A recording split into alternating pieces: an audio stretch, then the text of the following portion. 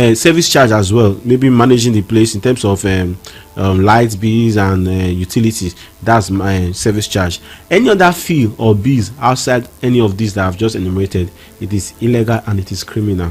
What they do, they will make it difficult for tenants to take your house. Number one, they will go and put different fees. They will do agreement for the landlord that owns the house. Jesus Christ of Nazareth. And they will shield the tenant from you. Not until he enters your house, you will even know your tenant. So the person that's coming to take your house, and that can put the owner of the house in jeopardy, and they can give him problem, because as the owner of the house, I need to know who's coming to my house, but they will shield the person. And the different fee they collect from intended tenants or tenants is too much. At times they say caution fee. They will tell you this fee, that fee, that fee. So I understand in a house that somebody went to rent, they made him to pay 200,000 naira caution fee, agent fee, this fee, that fee. Jehovah, for my house, on my head. And it is high time government begin to regulate their activities. Some time ago, Lagos government have to climb on these agents, and it's high time that those state government come out and look at this thing holistically. Because I saw a house that somebody went to rent, 2-bedroom flats, 1.2, 1.4 million in this building. Now that is outrageous. An agent collected up to 100 or 200 of that. That's almost, as used to say, 800,000 for one parlor and a room. Jesus. So number one, they are responsible to an extent for astronomical increase in house rent. Number two, they also cause problem between landlord and tenants, in that before a tenant gets your house, you don't know it, or you will just come there and say, this is my new tenant. Whereas if you had interviewed the person, maybe you wouldn't have given him your house in the first place. And number three, they are also making things difficult for the tenant themselves. A tenant that went to hustle for 150,000 to rent room and parlor, you come and give him other bills, then he will not be able to get this thing. So miss and the need of owning a property of your own, because the way some of our agency are taking it now is just somehow the agent will just skyrocket some locations and tell you this is how much they are giving this location. For instance, now we needed an apartment in, let's say, Uselu, Gbowo, Sapele houses. The owner might just say, okay, let me give it lesser price, but the agent will place that property in their care. We just say, no, this is what they are renting in this location. This is how much we used to give property, 2-bedroom flat, 3-bedroom flat, as the case may be, a room and a parlor, unit self-contained, as the case may be. They can say, okay, this is what we are giving in this location. This is what we are giving. But that is not in the mind of the original owner of the building. So that's the reason why we are urging all the agents, we call them freelancers at a time. In all, they are called agents. Those agents, please just take it easy with our citizens of the Federal Republic of Nigeria, because most of us, it's not that easy to just school out the money. You hear some persons will just say, okay, this house per annual is 600k, as the case may be. It will just say, okay, now agency is 450,000. It's not encouraging. It's scaring people away out of the city of Benin. So we are using this medium to encourage our agents to make sure, please and please, take it easy with our people in the city of Benin. They are supposed to be regulated by the state or the federal government of Nigeria. There should be a punishment, but not now, because there is no law guiding them. It is when the Edo state government now decide, or the House of Assembly now decide to say, okay, let us look for a way to fix it. Then they cannot say, okay, now we are going to pass a law. If there is no law, there will be no offender. So that's the reason why, not until we have a law that is guiding this set of people, this set of persons, this body, then there can never be an offender. Searching for a home in Nigeria has become a frustrating ordeal as many prospective tenants face an uncertainty reality. Estate or house agents demanding hefty fees for limited property viewing, while leading clients to properties are often failed to match that requirement. This exploitative practice, as investigation revealed, doesn't just drain finances but leaves tenants feeling trapped and misled. As the housing crisis deepens, the integrity of Nigeria's real estate market seems to be teetering on shaky ground. We have some issues with them. Some of them, they jack up the rent for certain houses beyond even what is prevailing in that area, because each area has its own rental value. But they jack up the prices, and there are two things about this. It makes it impossible for people who would have afforded the house normally not to get a house. And then secondly, the landlord is deprived of rent for the period he's waiting for somebody to take up the house, not at his price but at the agent's price. And some of these agents, they are not appointed as agents by certain landlords. They just go to a house that is empty, they just take the picture and they put it on their platform, and then they advertise it as a house. And then some, they collect rents, and then they start looking for a house for the intending customer. So while they are running around, that intending customer is in pain.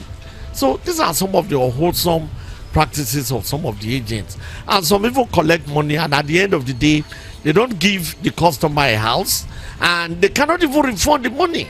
And sometimes you take them to the police station and they start refunding the money bits and pieces instead of the lump sum that was given to them. I think the activity should be regulated, honestly. And some of them do the work of agent, they do the work of barristers or solicitors who are supposed to write agreements. Some of them write agreements, and some of them steal the stamp of the lawyer, and they are fixing there and just put that in signature. We have had many of these issues, and I hope that the government and even the professional body of estate valuers and agents will look into this issue. There's a lot of deficiency in the areas of housing in Edo State. Why do I say that? Is that the cost of housing is being affected because of the demand. You can see in some areas, the very moment construction is being done in any building, before that building is completed, some persons have already made payment for that building. That is to show that the demand of rentage is very high. People need this property, they are desperate in need of it. And because of that, there is now inflation in the cost of housing. The landlord, there is no regulatory system to regulate the cost of building per areas or per environment or per the size of the building. So landlord just wake up to put a fixed price on their property the way it suits them. Just because maybe the next street there's a certain price the landlord are charging, so they now build their home, they will just give it price higher than the other one, because the number of persons that is asking for the property during the construction is high. To be honest, the agent in Edo State, their activities are very, very terrible. So I believe the government and the judiciary, they have to step in. Because, for example, there is a time that the NBA, they come together and they said that there is a fixed price for the lawyer.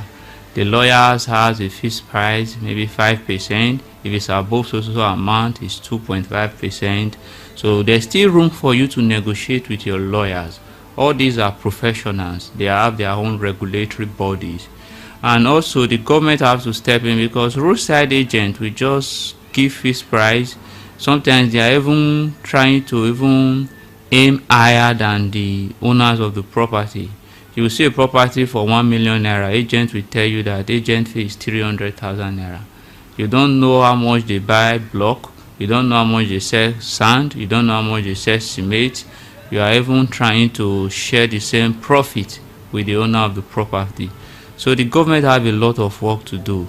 First of all, let all agents be profiled and let there be a regulatory amount on their charges that will not affect the tenant, because when it's becoming too high, you will see that it will also affect the economy of the environment, that people will be shifting away from renting us.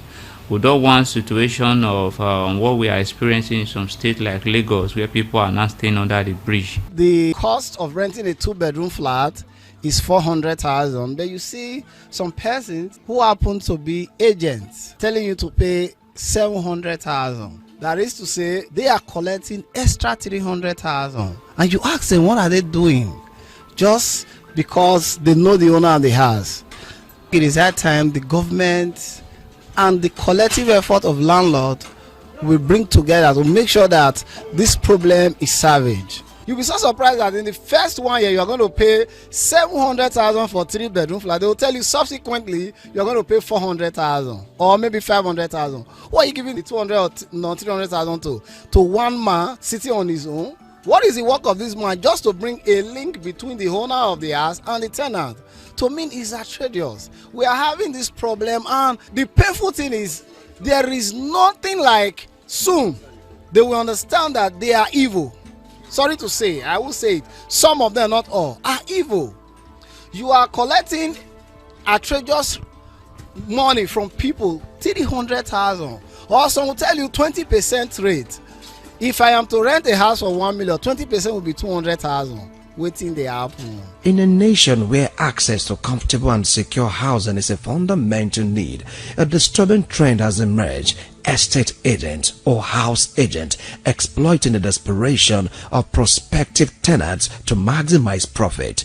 Many house hunters desperate to secure a suitable home pour time and money into multiple inspections only to be shown properties that fall far short of expectations, whether due to poor location, subpar amenities, or prices widely exceeding their budgets. This troubling pattern has drained and has tainted what should be a straightforward house hunting experience, turning it into a frustrating cycle of financial strain and unmet promises. Some agent will promise you won't pay until they secure an apartment for you. It's a lie. Once they collect your money and send you listing you can't even consider, then they disappear once you reject a few options. The financial bleeding doesn't stop these housing agents into collecting commission on every rent paid, further compounding the financial burden of prospective tenants. Why agents are often viewed as primary culprits, finding a review that landlords are equally complicit in this exploitative web. Many landlords, fully aware of agents' dubious tactics, deliberately channel prospective tenants through these middlemen, knowing it will pile extra charges on renters. Though this arrangement may seem like a convenient way to streamline tenant selection, it raises serious ethical concern around transparency and fairness. By relying on agents who extract inspection fees without proper accountability, landlords indirectly fuel a system where tenants are financially drained and disillusioned even before securing a home. Across social media platforms, a storm of outrage has erupted from victims of this exploitative racket. Numerous posts recount experiences of exorbitant inspection fees levied under false pretense that left prospective tenants drained and demoralized. Many describe this drawn to properties through glossy, deceptive listing only to meet with vastly different realities during physical inspection. Shabby apartments, noisy environments, and poor maintenance often replace the pristine visual showcased online, sparking frustration and heartbreak for those desperate to secure a home. Beyond financial strains, the emotional toll is undeniable. Tenants feel trapped in a system skewed heavily in favor of landlords and agents, an ecosystem where renters' vulnerability is exploited while accountability remains elusive. Adding another disturbing layer to this crisis is the revelation that some landlords or their relatives now disguise themselves as estate agents or house agents to exploit tenants directly. This deception strategy bypasses professional intermediaries, allowing landlords to pocket inspection fees while maintaining a false image of legitimacy. Another deceptive tactic haunting the rental space involve fake house agents who lure desperate tenants with suspiciously low inspection fees. Operating without legitimate listing, these scammers flood social media with eye-catching property art, targeting vulnerable renters searching for affordable homes. Once a tenant shows interest, they demand varying fees for property inspections, often without having any real properties available. Some victims report being taken to random buildings with no rental vacancies or properties in their conditions unfit for living. These con artists thrive in a dangerously unregulated market where anyone can pose as a real estate professional without credentials. The allure of quick, easy profit often overshadows the lasting damage inflicted on already struggling families in need of homes. By posing as agents, they lure unsuspecting tenants into believing they are dealing with professionals, not the property owners themselves. Some even create fake online profiles or use aliases to maintain this illusion. Another deceptive tactic haunting rental space involve fake house agents who allure desperate tenants and suspiciously low inspection fee. Operating without legitimate listing, these scammers flood social media with eye-catching property ads targeting vulnerable tenants searching for affordable homes. The role of an agent is to help source or manage, protect the said building.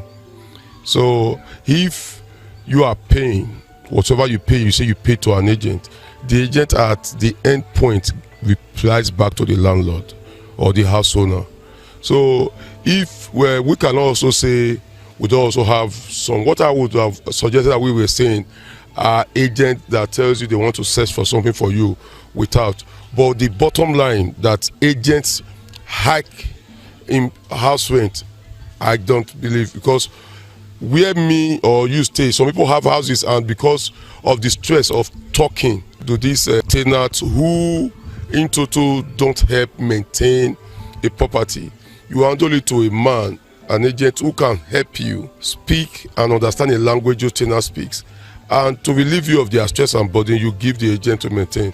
That does not give the agent the prerogative or the right to increase or decrease that house. You are now to tell the agent, this is what you collect, or agent suggests to you. They are not the owner. If tomorrow you want me to help you sell something and say you have a house, you have a land, you have a car to sell, and you give it to an agent to sell, you will tell the agent or the household that you are selling at this fixed price. There's no good agency can be bigger than the said money you are paying. It's impossible. So maybe they will not tell you are paying legal fee, you are paying agency fee, you are paying the ad fees. But if you understand the terrain, understand the system, if you pay it first, the first time, you are not going to pay that again. If you understand it, an agent does not have right to collect a legal fee. Looking at the present state of house agents precisely in Edo State today, absolutely is not an help to a common man as he stands. In a situation where an agent will impose a fee in a house they know nothing about, and at the end of the day, the money that will be going to the landlord or either the landlady of the house will have nothing to do with that of the legal fee. So many fields to talk about. So at the end of the day, I will say from my own take, the government, if they have anything to do to make this agency to be a better regulating body, because it stands today, anybody just wake up and for any reasons nothing doing, they appear to be agents on the street, and at the same time they don't care about the genuinity of the persons they give these houses to, which at the end of the day, many of these clients bring problem to landlords and landlady. All they are after is just what they gain and what they profit at the moment. Imagine collecting 5,000 naira inspection fees for more than 5 persons for the same apartment. Some house agents will go as far as preventing prospective tenants. They pay 1 million naira now. Subsequently, you pay 400,000. I'm twisted so they can pay directly through the agent, which in turn will take out their own share according to what they call it and give the landlord or landlady a pay note compared to what they've collected. Some of these tenants don't even know their landlords or landlords landladies, sometimes they have to pay through the account of the agent. Just paint this picture. A tenant paying 1 million naira, or better still 800,000 naira, in some cases 600,000 naira, for the landlord to only receive 300,000 or 400 or even 500, as the case may be. The activities of this agent should be regulated. In this situation, they can choose to increase the rent paid fee on their own without giving the landlord the complete amount. Equipped with the knowledge that the tenants do not know the owners of these houses, some house agents deceitfully issue quick notice to tenants in order to bring in new tenants that will pay higher agent fees and house rent. This has in no small measure inflicts so much pain, so much money to spend and spare. This act further compound the pains of low-income earners. The act of putting money first before personality has plunged society into chaos. You hear of kidnapping, ritual killings, and robbery in the society, all because the landlord refused to vet prospective tenants properly, all because of money and the negative influence of house agents. The government of the day should, as a matter of urgency, look into these unwholesome practices of these house agents. This set of persons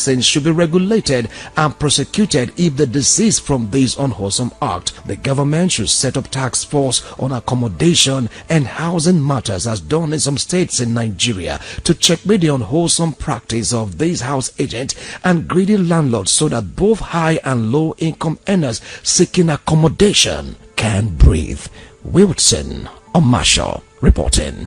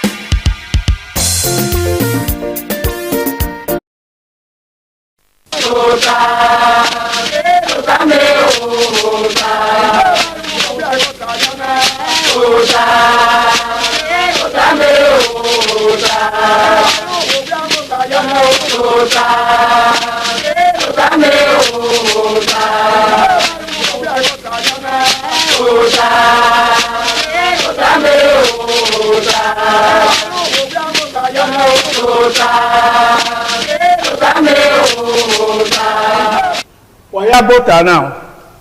Ugi bota we say mi wan. Ota me ota ni nyowa. Eni mawo e wo gbe ya fe. Ota mawo ya he. Ta we nehu nu ta ma ni ma ya fe. To ta ma nu wa ya fe ni da hi ma be uge ibota na. Ibota wo ka no. Ibota ka ga eme na ya nwa. We ge ne de ga mana e bola we owe bewe ya na.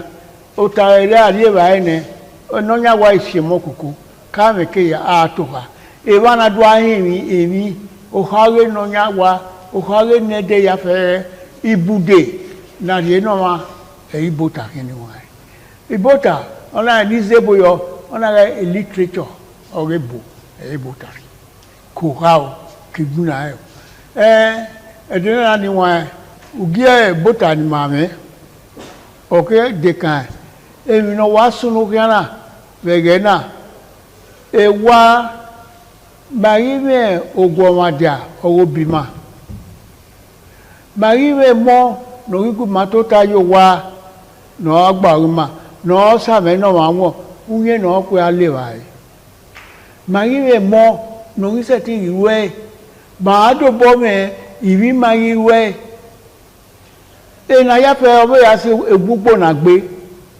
Mayemi wa ya gbogbo ai ezopu ni marie Hausa Fulani veni ani ya fe e mo ya du e be mi na ya kini ma do be e na ya fe e ma gun aka nda e do ke ra e wo ko to pa no o no mi wa yi enu nya wa re ye wo awa mi e yi wa de ri ba no we ya mo e o agobo wegbo ado ami agresu ku meu ago ojo ago Musa ago odona enie ayihe enige iye igwe eboni awamune eya odo aruso no ilowo gi mana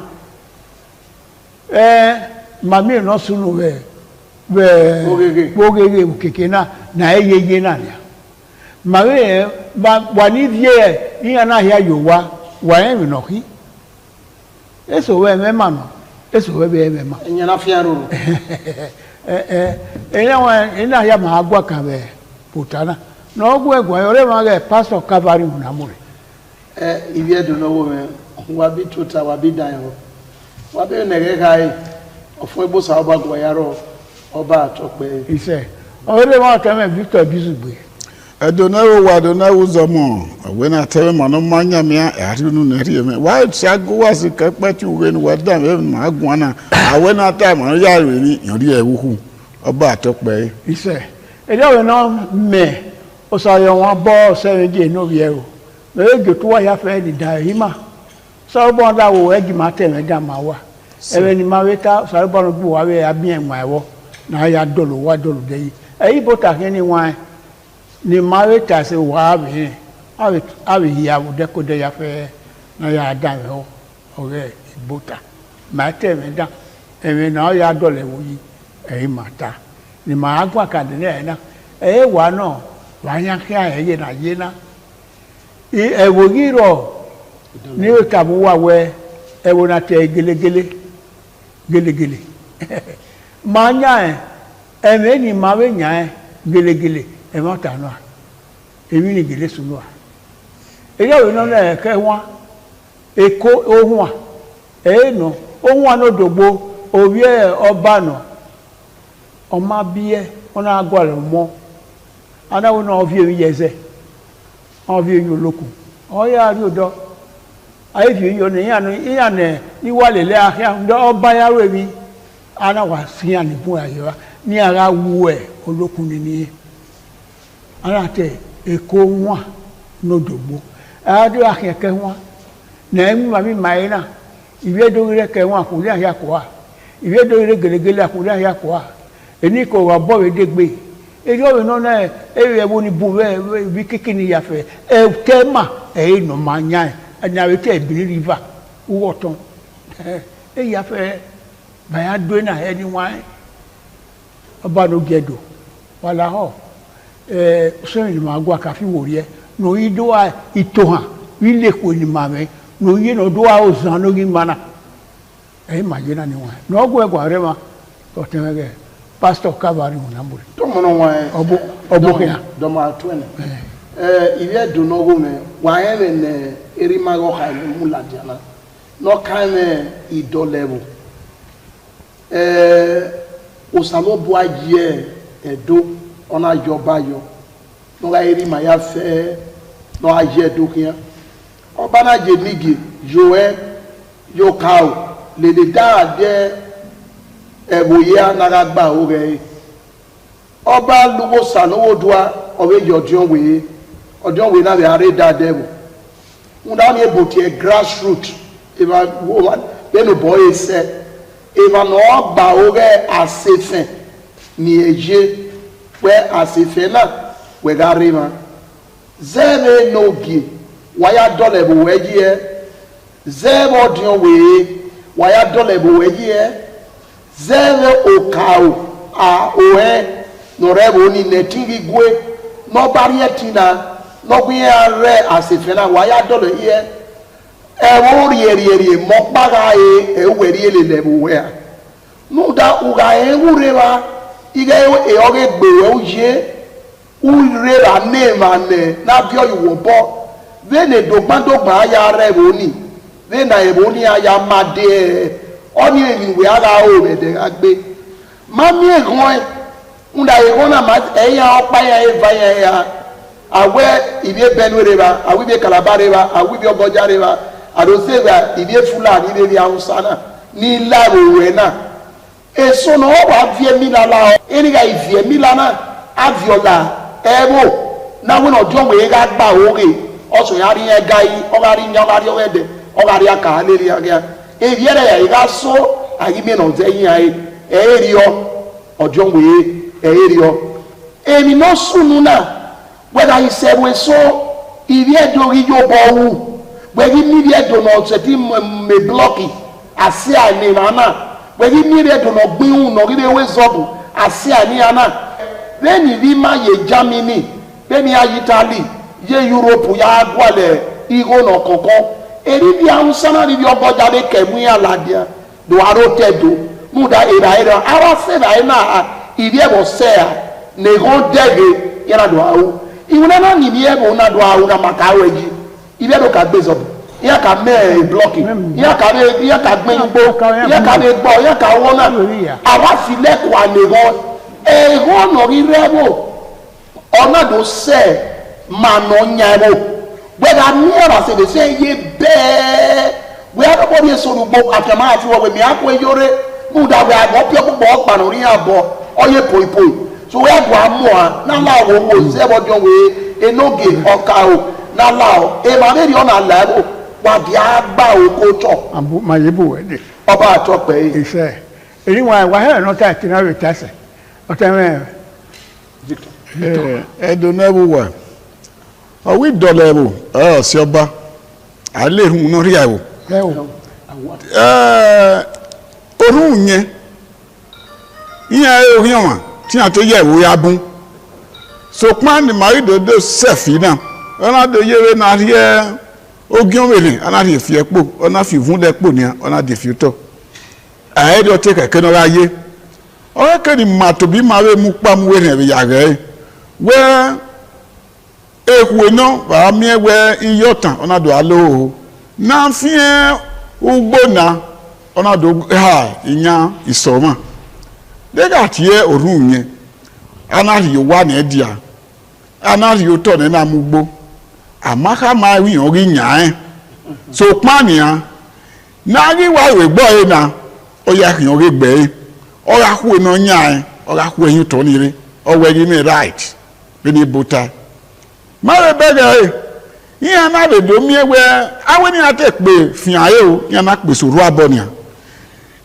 ri mi no nyaa to yan ri no iwo to bẹ́ẹ̀ náà wàá gún ọ náà ní àná ewó tọ̀ ọwẹ́ ùtẹ̀dẹ̀ ènìyàn kìíní náà ùkàrí ewó tọ̀ òye náà ní ọyàn àti ẹ̀ ládà ẹ̀ẹ́dì ọtí kẹ̀kẹ́ náà yé ara ni ẹ pọ̀tọ̀ ní àná ọdún wèé enigè ọ̀kárẹ̀lẹ̀ kẹ́kẹ́ máa ní ìtura ní ìṣẹ̀lẹ̀ dáwọn àdẹ́bò wọ́n yẹn bò tó rú yín náà dọ́wọ́ àwẹ̀ ó pọ̀ ìwẹ́ náà.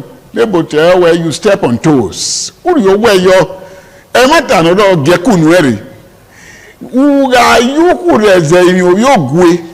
Una ga woru da na enego una ona do tere ma we uma che ihwaro. Akwe odikunu weye. Hu da we uhina hu de owi ogwe iyi. Osunu egboda fe wo ze pe.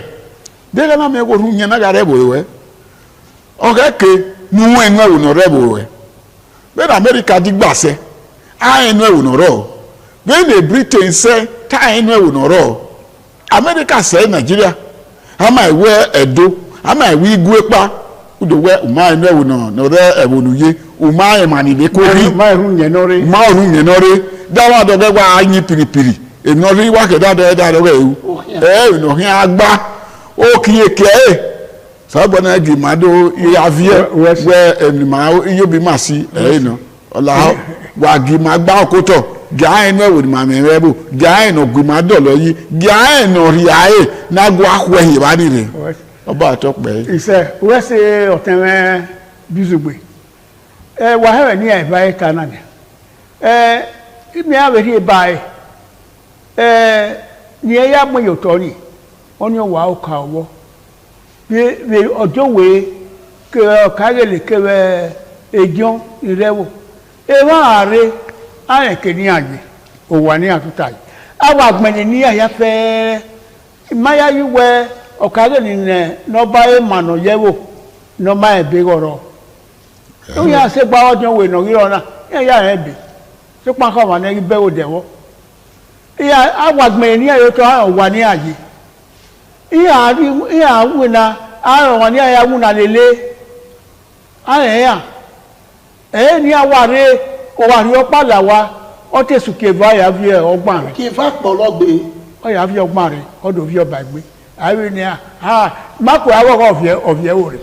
ní apolo ní apolo. ìmáyà wẹ̀ yẹn gẹ̀rẹ́ dẹ̀ yẹ́ yìí fi má rọ̀ pa irọ́ wa ìwé ìnáwó bẹ́ẹ̀ sún nàkí mà ní pẹ́ akẹ́rẹ́ ní kò náà ibi ẹgbẹ́ra mẹ́nẹ́ àmẹ́ àìsàn ẹ̀rọ ẹ̀yà ẹ̀nẹ́ ni máa bí ẹni àfihàn àlà yunifásitì àfihàn àlà ìyáyàdó arákọ̀wé ìyẹn gbogbo bẹ̀rẹ̀ ní dẹ́ni wọn ẹ̀ ùsẹ́ màyàmùnà ùsẹ́ ọ̀wọ́sẹ̀ yìí fìyẹ ugbe ọtọrọ bisu gbe ayi ma na sun ose okuna abi abe yoga igele eye wa kugbe ugbe kapa yamo to wa fie ojo pa awo de eberi awo ego na eberi edi ya ima ma ye mi oni ya be na ni mama mi ro nguna ma wo to o yise na ya fe ni wa e no we gbe ba ero ba ya mi we iyana a eberi ahia e iya ma wa bo ebe dona iya ni akunyare uwe moto akunyayi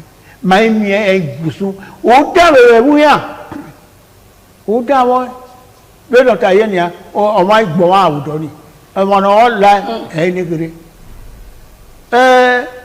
jaga we eni ge soro abe ojo we soro eri mo mo wa eso iko mo ko Hausa Fulani oge ame yẹn na bẹ ní àti àyàn lé Kalaba ẹni yẹn àbí Benue àyè yẹ yọ wá bọ̀ yẹn ayé ẹni wọn ẹ bọ́ tẹ̀sí pé ìṣe ìkígbésí yẹ 50 years bẹ̀ wọ́n náà yẹn ayé ẹ máa yà rọ.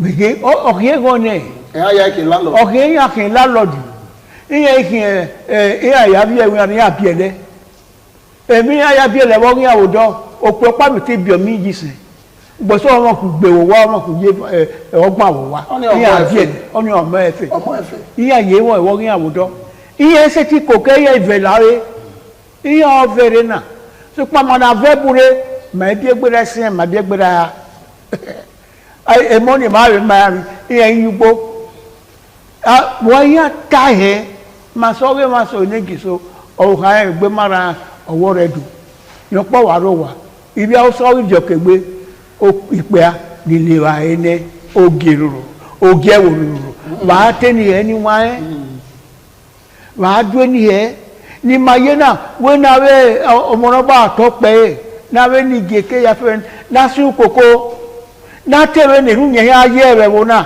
agata ní ìlélẹ ọyẹwé ni màá gbàkẹ ẹdùnàzẹ màá gbàkẹ ọsàn àná gbéra bẹ àwẹ ẹdùnàzẹ ayé ayazọ ayé amáàmọ èmi sukù owó ebe ọmọ ilé Hausa òyìnbó ayé ọba mayigaze ni ẹdọrí màmá yẹsẹ ẹ ebi ọlọwà nọwà rọ náà salóbà ọmọ ọlọwà rí ní màá ní màá ọwọ́ gbègbè bọ́ọ̀rì àná ọ̀tẹ́ àti nọ́tún ògègè n'oyí máa lẹ́mẹ̀ náà ta náà what do we do ní zébóyọ ìmọ̀ àárẹ̀ ẹ̀dùn ló pẹ́ wó afiamẹ́ tẹ́ wọ́n là á wòwò èrí mà ọmọ ọ̀gá sí ògì ẹ̀ wọ́n là á ọ̀nà àwò gbégbé wọ́n tẹ̀sí pín ìsẹ̀ ẹ̀dùn rírọ̀ ọ̀tẹ̀ pásítọ̀. dọ́mọ̀nà wọn ẹ̀ ẹ̀yin wọn kpara arọ nàbí jẹ́mi ká sọ kẹ́ni ọwọ́ ẹ̀ ọ̀sàmẹ́ nira mẹ́ o ọ̀rọ̀dẹ́ onyin òun dé o ọ̀rọ̀dẹ́ onyin òun dé màáyé máa mọ̀ náà fẹ́ yẹ rí mi o. ẹ̀dùn ni màrí yẹ́yẹ́ mi àríwú náà bẹ́ẹ̀ náà gbórí ẹ̀dùn náà sí ìbá ìbá máa ṣe sùn alẹ́ olẹ́rẹ́ wọ́n máa máa lá kẹ̀kẹ́ ní adà máa zẹ́ wọ́n náà yẹ́ mi náà kẹ́kẹ́ máa ní ma gbọ̀ káyé lè gbọ́n wẹ́yà káyé lè yẹ zẹ́bù wúta nọ̀rọ̀ ẹ̀ bọ̀ dún wẹ́yà káyé lè òhẹ́ ọ̀kápò dìmínà náà wọ́n arábùwẹ̀ ẹ̀rọ àbíọ́tọ́ ni ẹ̀nà ọ̀rẹ́ fi pọ̀ ẹ̀mà nọ̀rọ̀ ẹ̀bùn níbi nẹ̀bùn ní ayá dẹ́ ẹ̀mìnà ọ̀yá mà àrùgbà ẹ̀jú gbẹ̀yẹ̀ rà wẹ́ zíò bẹ́ẹ̀ ni ẹ̀mà nọ̀rọ̀ tó tún gbé ayá mà ẹ̀mí ní kẹ́yà sùnú dàyà ẹ̀wẹ̀ sọ̀rọ̀ ọ̀yẹ́sẹ̀ sùn bẹ̀wí má rẹ̀ kẹ̀lẹ́mẹ̀ bọ̀ wáyé dé má orí gbónú yọ ìyá náà ìyá ìwà òwà náà wà bọ̀ fún ẹ ewu dùn ọ̀rọ̀ aṣọ ìwádìí ọ̀tọ̀bọ̀ ẹ̀ lẹ́pa ẹ̀ má tọ̀rọ̀ ọ̀nà bíi ẹ̀pọ̀tẹ́tọ̀ aṣọ ìwádìí ọ̀tọ̀bọ̀ ẹ̀ zọgbọ̀ ẹ̀ ọ̀mùlẹ̀pa ẹ̀hùn náà mú yọ. ìyá àfihàn yìí pa káka ọ̀rẹ́ ìyá àfihàn yìí àfihàn yìí ọ̀ type o yan do e fi wa to pe sa wa ni type ya wa re wa pa no ya fi opa emi e mo ni do ya do tima ya ti ale nya wa ya fe ma do do anything awe ni titi baba DPO na be re wa so para do buta we meeting ebi yere ri una vigilante avio le da dugbo we ga mu e motorcycle de motor umi no mo e mu dia e po no mu de da zaza ge e ma soro no ma bo gbinya ojo wa nya ile le iye gi nya no vie le da adio wa o inya ma ni so le adio wa o ge de so le adio wa de na hi e bi di mari we le wi ma de e vigilante de da do de wala we wa de e pe so no ne vigilante de mu motorcycle wa wa ge ginya de we la re wa re wa ke de o bi e wo na we ginya wa ke de bo mo e po no mu na mo e tota mo e re ade sasa age so kwa mi no ki wa ye na baba e bi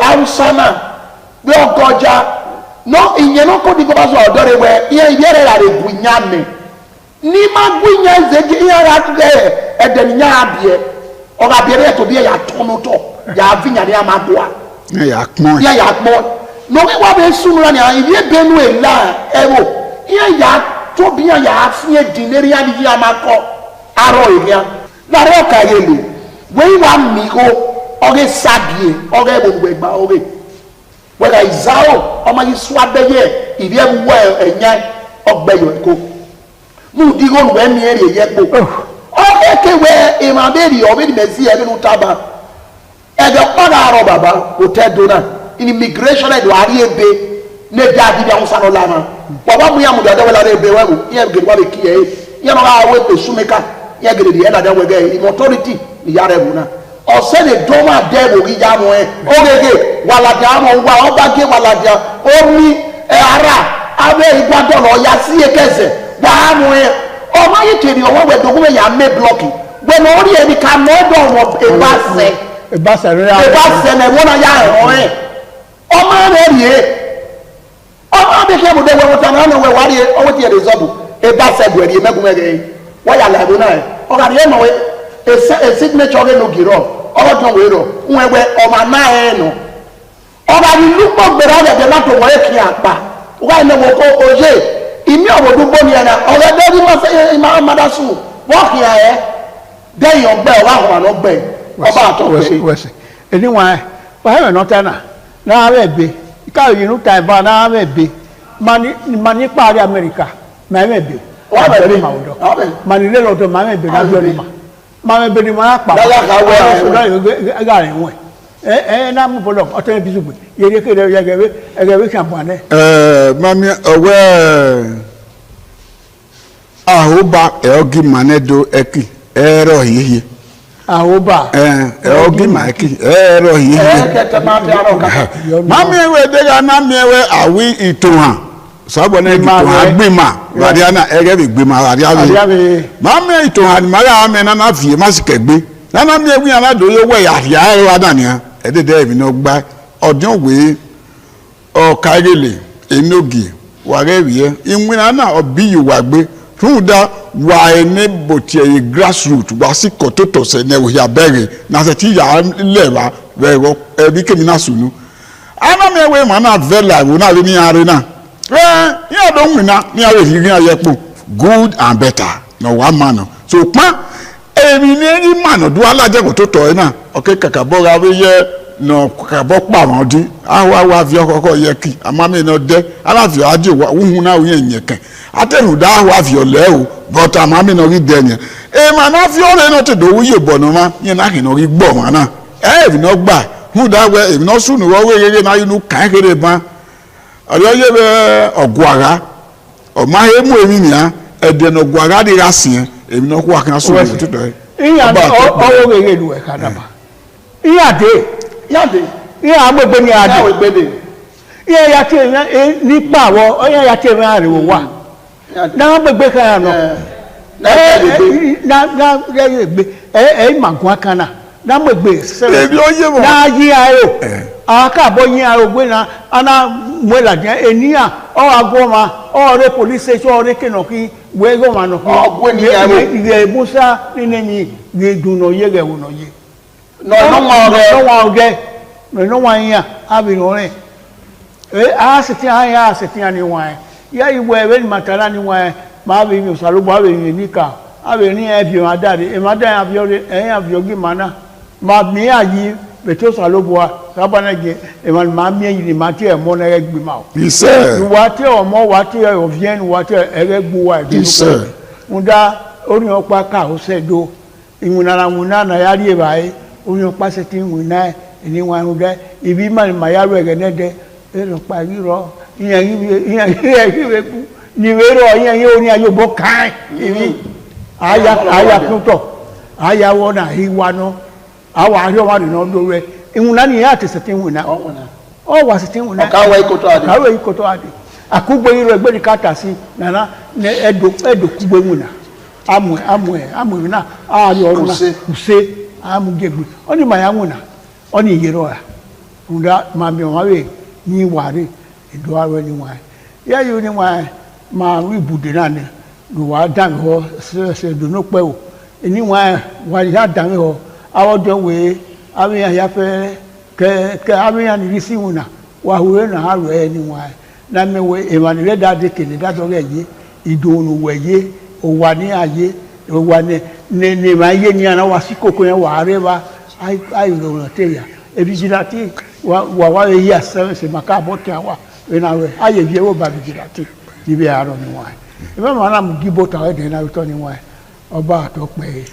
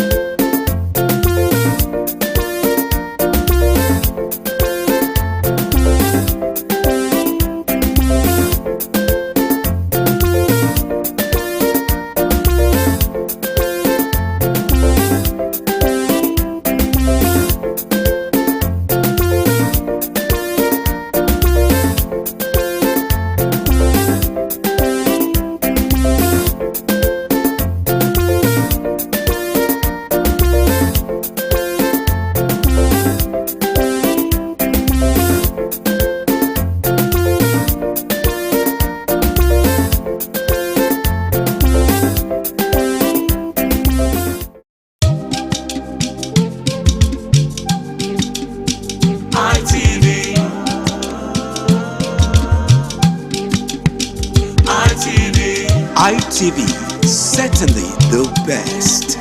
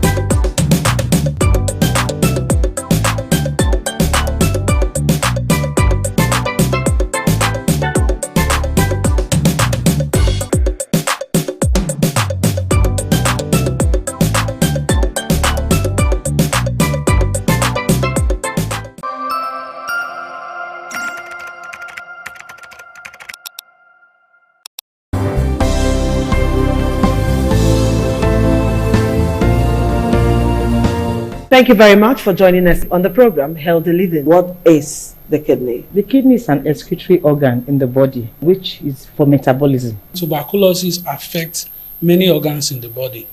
But the common ones it usually affects is the lungs. Epilepsy is a neurological problem. Okay. It is an injury in the brain which causes someone to begin to convulse, to go into fits. It is curable, but the cure is a long-term thing. If you eat well and avoid those risk factors that will make your immunity to be down, then the risk of contracting tuberculosis will be reduced. If you're healthy, then you're wealthy.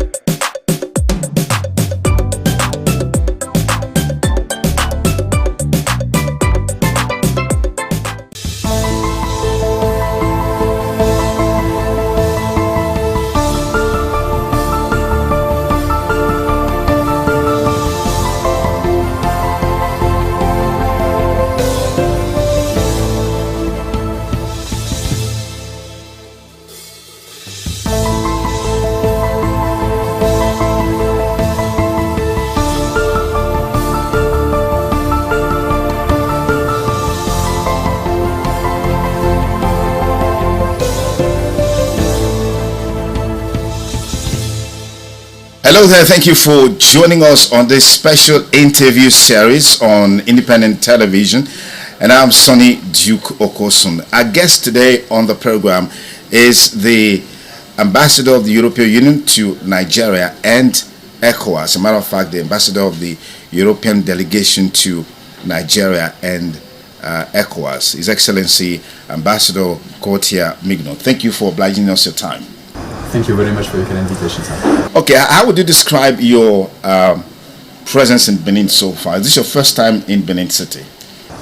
Actually, it's my second time, but I came in a private visit the first time because I hadn't presented my credentials yet to Mr. President, so I could not engage officially by the time.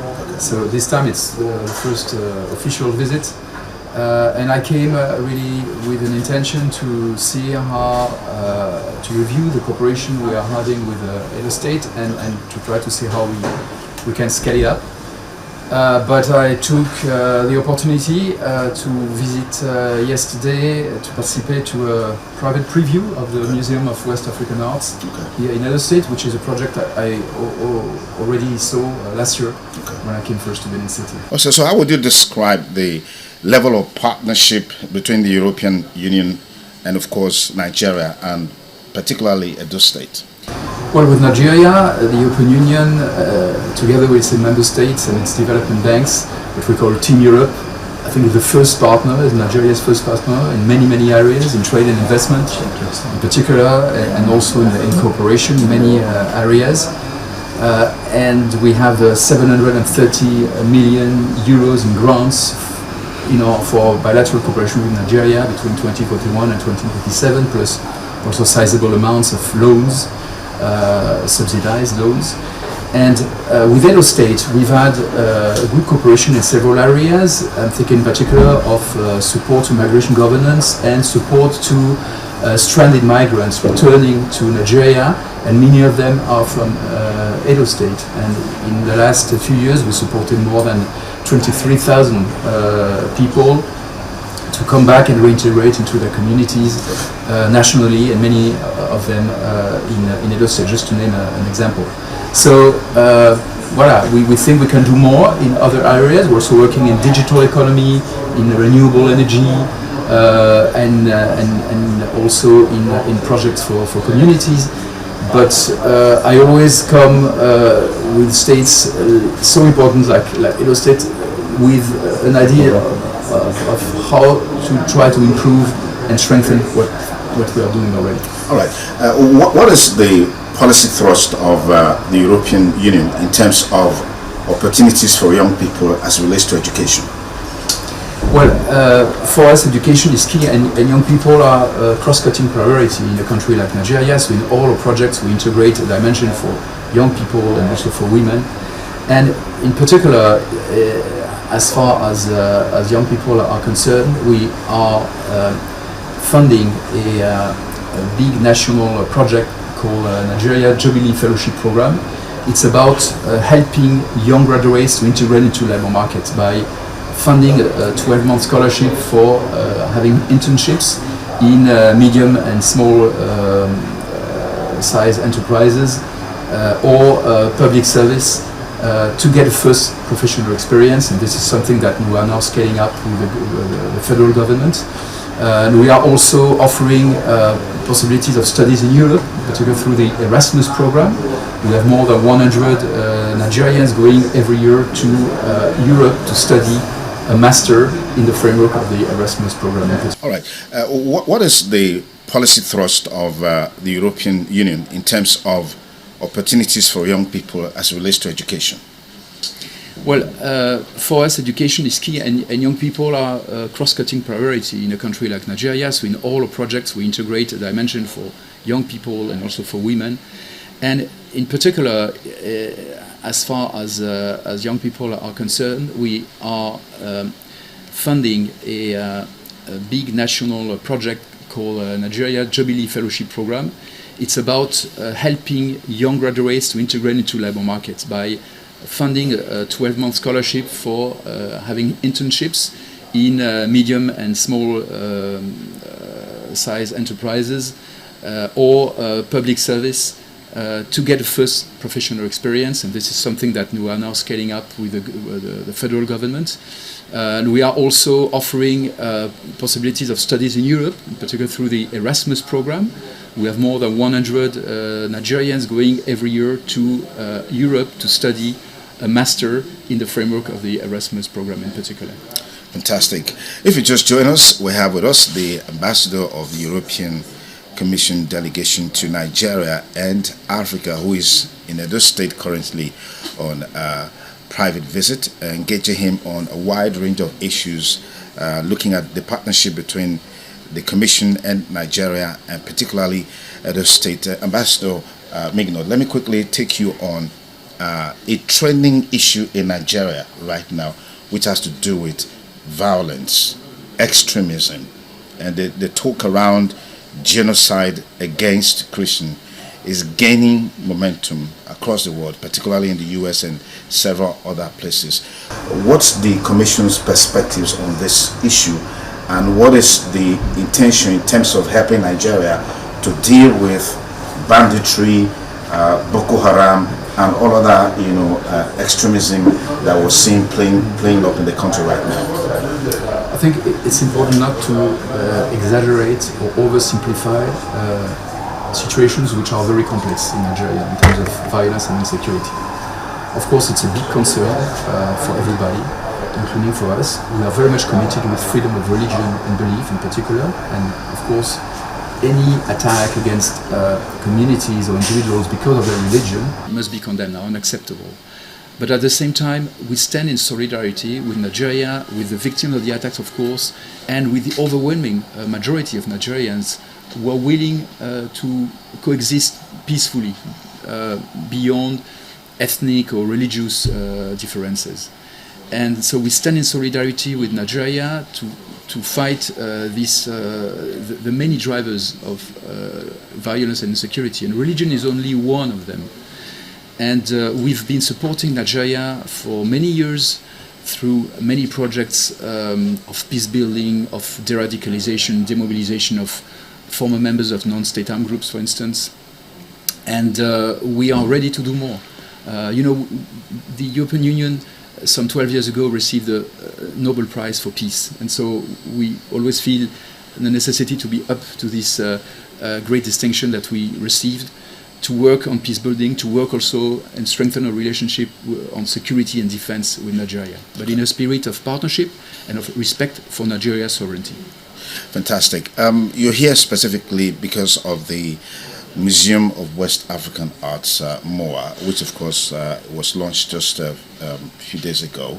But what's your take on the current issues surrounding the Museum of West African Arts, particularly against the background of some of the things that happened there, during the inauguration of the center? You were there.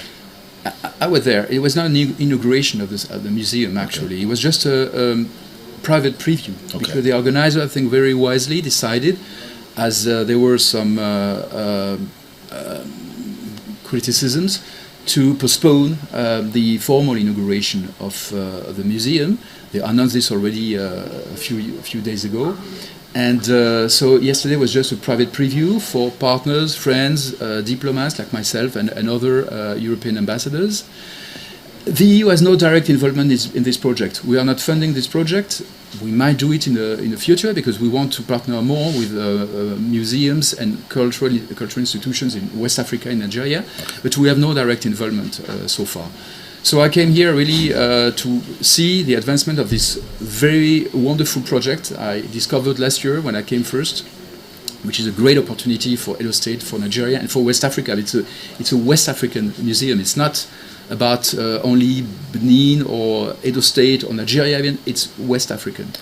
And I must say that the experience that we had yesterday was quite unpleasant and deplorable, because this private event on a private property was disrupted by so-called protesters who came in, allowed by the police, because there was security all around, but they left them in. And they disrupted the whole event. So it's exactly how you scale off. You scale off investors and development partners coming in good faith, to partner with your community. And Germany, for instance, has invested 8.5 million euros in this project. If now they see that this project cannot operate normally, the conclusions will be quite clear, not only for Germany but for all European stakeholders. Fantastic. Let's look at a general issue that relates to the involvement of the Western world in Africa in terms of development, in terms of partnership, in terms of insecurity. Talking about partnership, we're seeing the European Union, for example, always disposed to giving loans to African countries, Nigeria inclusive. The perspective of these loans being a trap for developing countries, underdeveloped countries. What are your thoughts? What's the Commission perspectives on this? Well, this is a trap where we felt collectively, the lenders and our African partners 30 years ago, and we had at the time to pardon part of this debt, to do a whole work to get out of this situation. So now, through, in particular, our new cooperation strategy, which is called the Global Gateway Strategy, we are very attentive not to fall again into this trap. So we limit the level of indebtedness of partner countries. We give subsidized loans. We don't want to fall again into this trap. And what we are seeing with concern is that African countries, some of them, are falling again into this situation with other lenders. not the European Union, because we've learned from our first experience. So this is why now we work very much with financial instruments, blending loans with grants, for instance, subsidized loans which create revenues for the country, so making sure that they can be reimbursed. So it's really a point we are very attentive to. On a global scale, we've seen the disappearance of peace, so to speak, at the global level. I mean, the Hamas-Israeli crisis there's a ceasefire, there's some sort of agreement, but we're still seeing some measure of violence. We saw recently the RSF activities in Sudan, particularly in Al-Fasher. That crisis is still going on. And these activities or events that are unfolding globally that undermines peace globally, what's your perspective of the fact that it's like the world is hamstrung in terms of dealing with these issues, nipping them at the bud before it blossoms, it flourishes, snowballs into huge crisis like you're seeing now in Sudan. Hunger is there in Hamas. There's starvation, there's poverty, and all of these issues happening. Why is it so difficult for the world leaders to have a consensus in terms of how they can collectively respond to these issues? Because we have collective rules in the United Nations Charter, international law. And what we have seen over the last 10 years or so is that very important players have not respected these rules. You know? Take the case of Russia in particular. Yeah, Russia and Ukraine. The Russian invasion to Ukraine, which started in fact in 2014, then it became full scale in 2022.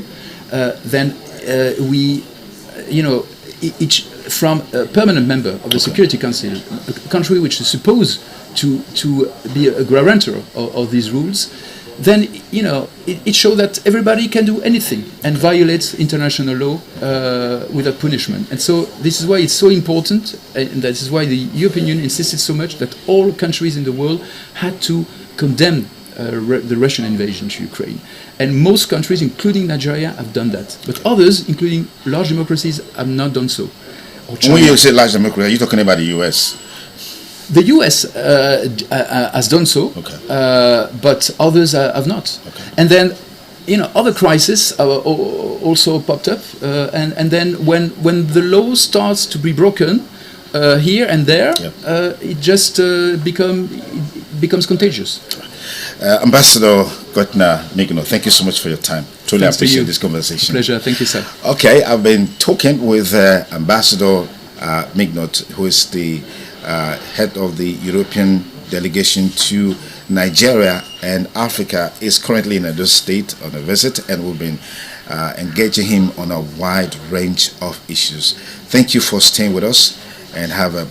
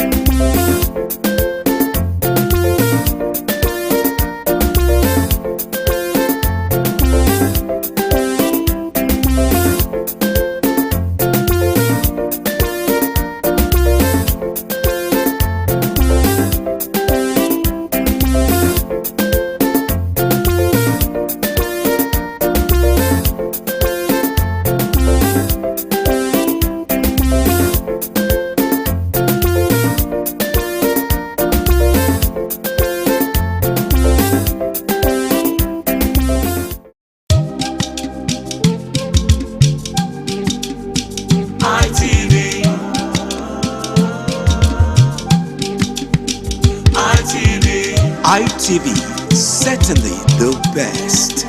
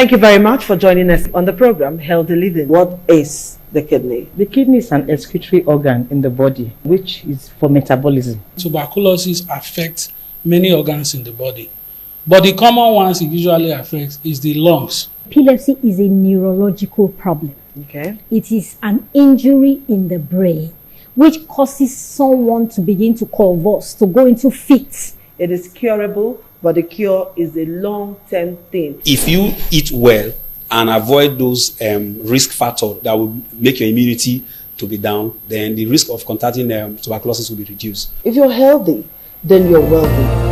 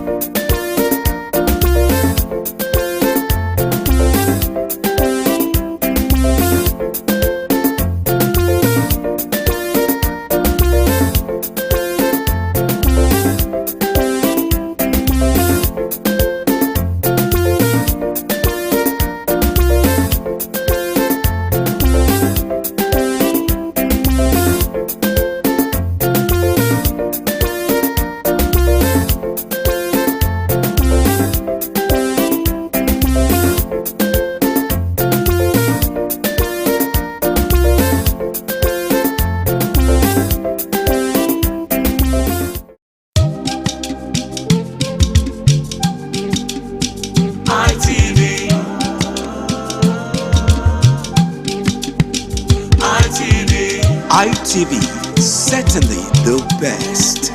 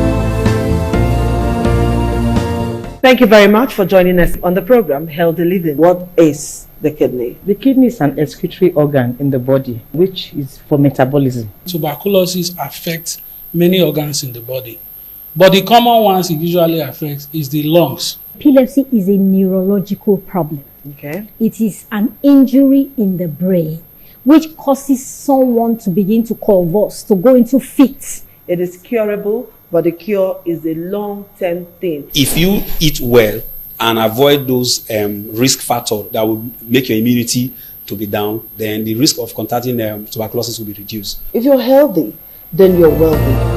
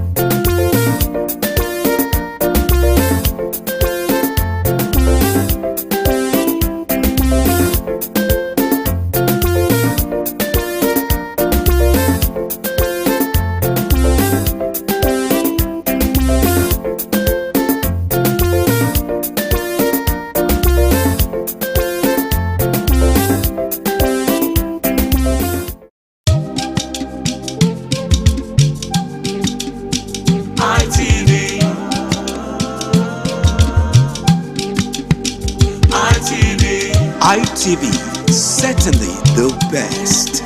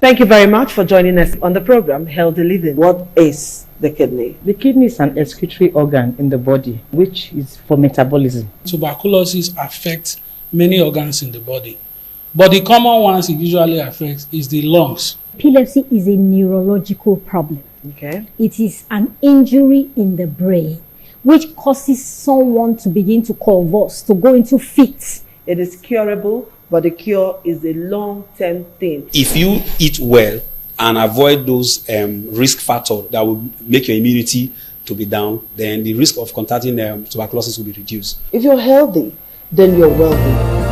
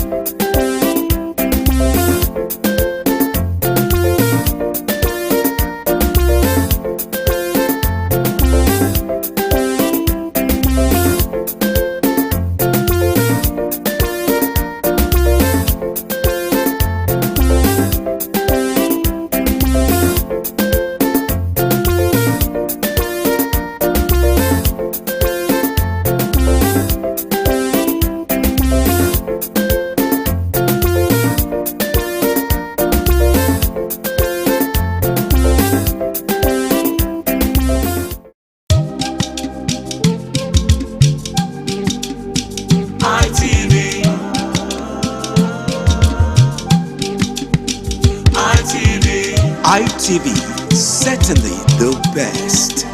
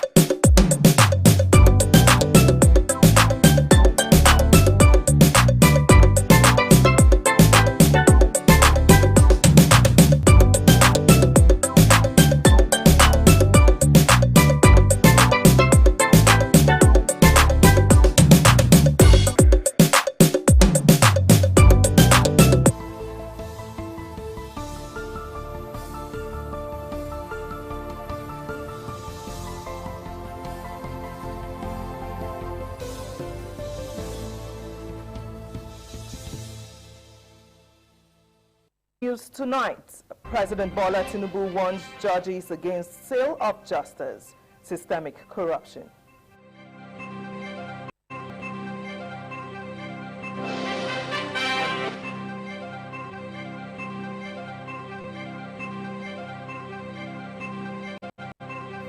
New PDP chairman meets police over anticipate down with weakest faction during inauguration.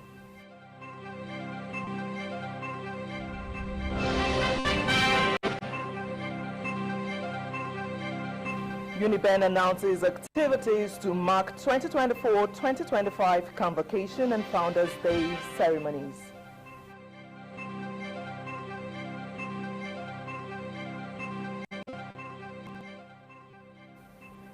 Executive Director, Operations, ITV and Radio, Chief Elder Ogbede Onwu was cited for outstanding contributions to media industry.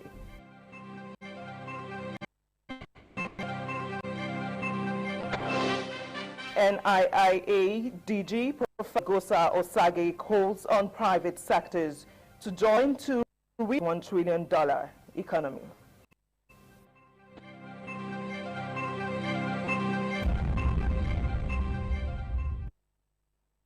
Many thanks for joining the news on the network service of ITV. I am Joyce Ikogu. I've been joined by Sonny Duke from our Benin Network Center. Good evening, Sonny Duke. Good evening, Joyce. It's always a pleasure to be with you on the ITV Main News. Many thanks. And also joining from our Lagos Network Center is Joshua Ukata. Hello, Josh. Good evening. A very warm evening to you, Joyce. Good to have you on the network news tonight. Thanks, Josh. All right, let's set sail. President Bola Tinubu has cautioned the judiciary to purge itself of deep systemic corruption, warning that justice must never be for sale. The president issued the warning Monday while speaking at the opening of the 2025 All Nigerian Judges Conference of the Superior Courts in Abuja. As State House correspondent Ikarata reports, the president declared that his administration will give strong, tangible, and sustained support to the Nigerian judiciary, insisting that the integrity of the courts remain the foundation of the nation's democracy. Gathered here at the National Judicial Institute for the All Nigerian Senior Judges Conference are key players and stakeholders in Nigeria's judiciary. Speaking, President Tinubu warned that corruption within the judicial system would destroy the nation at its core, stressing that justice must not only be done but must be seen to be fair, timely, and untainted. He said Nigeria's courts have historically served as the stabilizing force in moments and praised judges for situational order. He noted, however, that public confidence in the judicial process has waned and that concerns about delays, integrity, and access to justice must be confronted head-on. Justice must never be for sale. The bench must never become a sanctuary for compromise. Corruption in any form or any arm of government weakens the corruption in judiciary, destroy it to the core.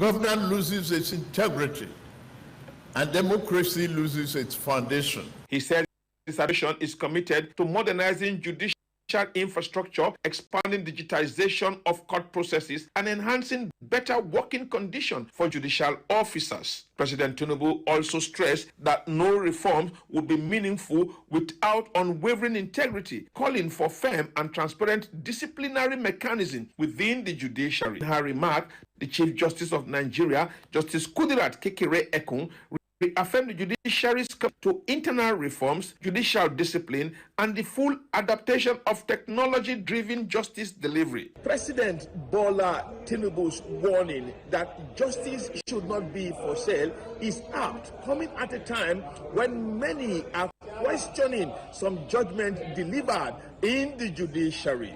But the big question is, would the judiciary introspect and purge itself so that the sanctity of the judiciary would be sustained? From the forecourt, Aso Rock Presidential Villa, Abuja, I'm Ikaro Atta, ITV News. In other news, the national chairman of the People's Democratic Party, PDP, Kabiru Turaki, SAN, says he has reported the planned inaugural meeting of the new National Working Committee of the party to the FCT Commissioner of Police, vowing to protect democracy with his blood from intruders. Political correspondent Joseph Kadiri reports that the national chairman stated this on Monday, meeting with the police in Abuja.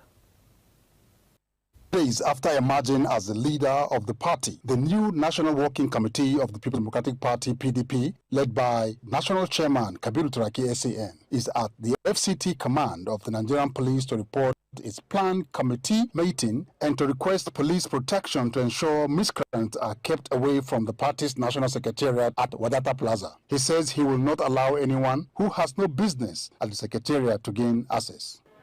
The decision taken in a national convention overrides every other decision that has been taken by any organ of a party.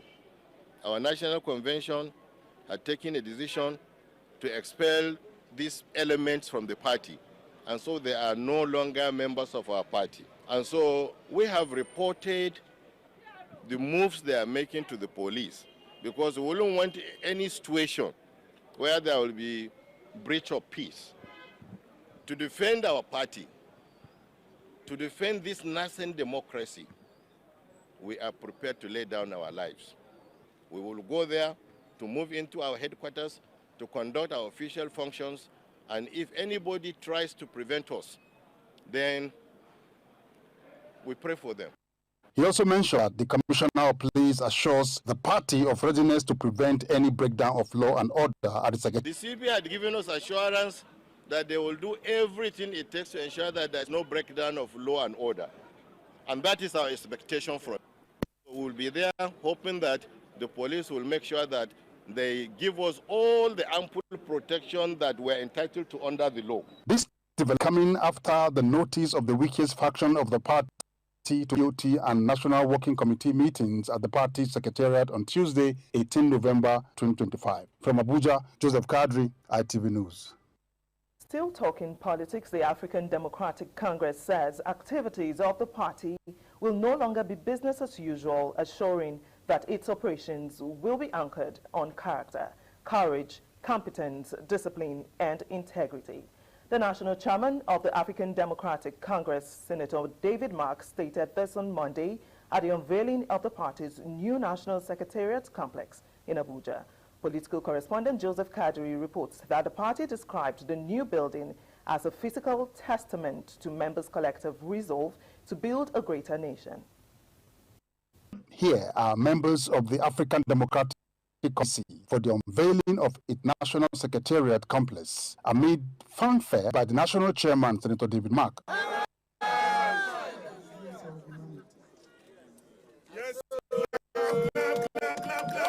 The national chairman, in his speech, said it becomes the operator of the political movement and reinforces the democratic foundations upon which the country stands. He maintains that it will no longer be business as usual.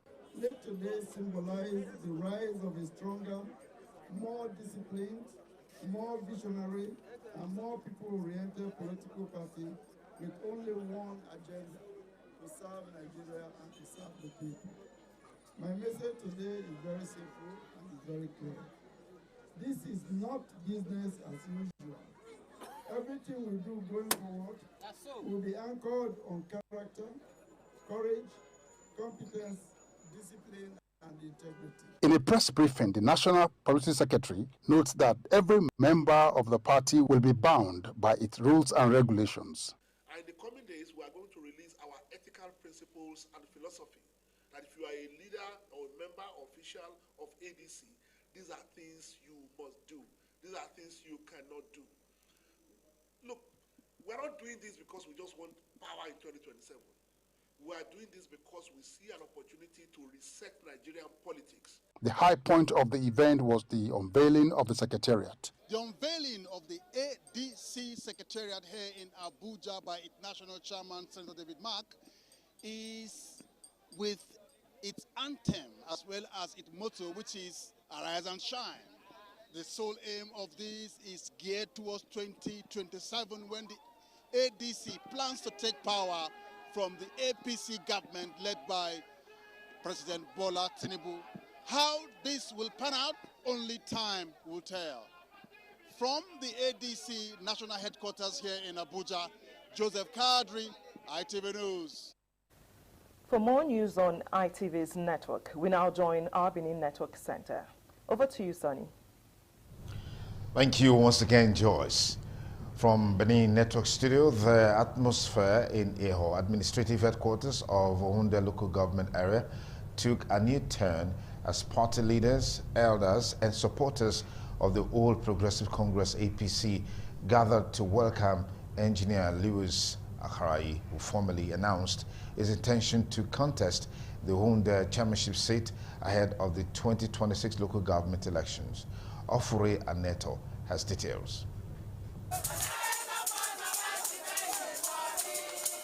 APC leaders and supporters from across Ohunde Ward 1 converge here to receive a man many describe as a consistent pillar of community development long before he stepped into active politics. Addressing the gathering, former chairman and party leader Honorable Alari Roland said the council needs a leader who understands the struggles of the people, adding that Akharayi's entrance into the race has rekindled hope for the grassroots. Government chairman, and it's our son, it's our brother, it's our friend. In his remarks, the chairmanship aspirant, Engineer Louis Akharayi, said Ohunde must choose development over neglect and leadership that is present rather than distant. I come here today not as a politician. I come here as in a son. I want to come tell and say, this one now waiting I want to for my people. The cry where my people don't cry is enough. Now this one at the time for us to turn things around for good. Supporters at the event expressed gratitude in the aspirant's vision, describing his declaration as timely. I don't know you before, but I understand that you are flagging up. I said I must be here to give you my support. Akharayi, known both locally and internationally for his engineering accomplishments and his humanitarian support systems, also congratulated Governor Mondo Pegolo on his 1 year in office. Use this opportunity to thank our able governor for this opportunity where he give me, because now him and see we trigger that, now prepare that thing in me. From Eho, Ohunde local government area in Edo State, Ofure Aneto, ITV News. Activities marking the 2024-2025 convocation and Founders Day ceremonies of the University of Benin will commence on Sunday, 23rd November 2025. The Vice-Chancellor, Professor Edoba Wright Omoege, disclosed this while briefing journalists at the Senate chambers of the institution. Jonah Omowa has details. The University of Benin Convocation and Founders Day ceremonies are momentous occasions that celebrate the institution's rich history and academic excellence. Speaking on the activities lined up for the event, Professor Omoege said it will commence with an interfaith service on Sunday, 23rd November 2025. On Monday, 24th November, there will be a Founders Day lecture. We are proud to announce that our Founders Day lecture this year will be delivered by an illustrious alumnus and a member of the Federal Executive Council of our great country, the person of the Honorable Minister of Regional Development, Engineer Abubakar Momo. He's a fellow of the Nigerian Society of Engineers. Himself, a very distinguished alumnus, as I have mentioned. The topic of the lecture is Reform for a Shared Prosperity. The ceremony for the award of first degrees and presentation of prizes will hold on Friday, 28 November at 10 a.m. in the morning. The Vice-Chancellor also highlighted some achievements recorded under his leadership, including course accreditations, infrastructural development, grants and intervention from the federal government, staff employment, and community development initiatives. The wheel of progress is on course and moving steadily in the University of Benin. This administration is poised to deliver on its mandate of effective, practical teaching, sound learning, result-oriented research, and impactful community service.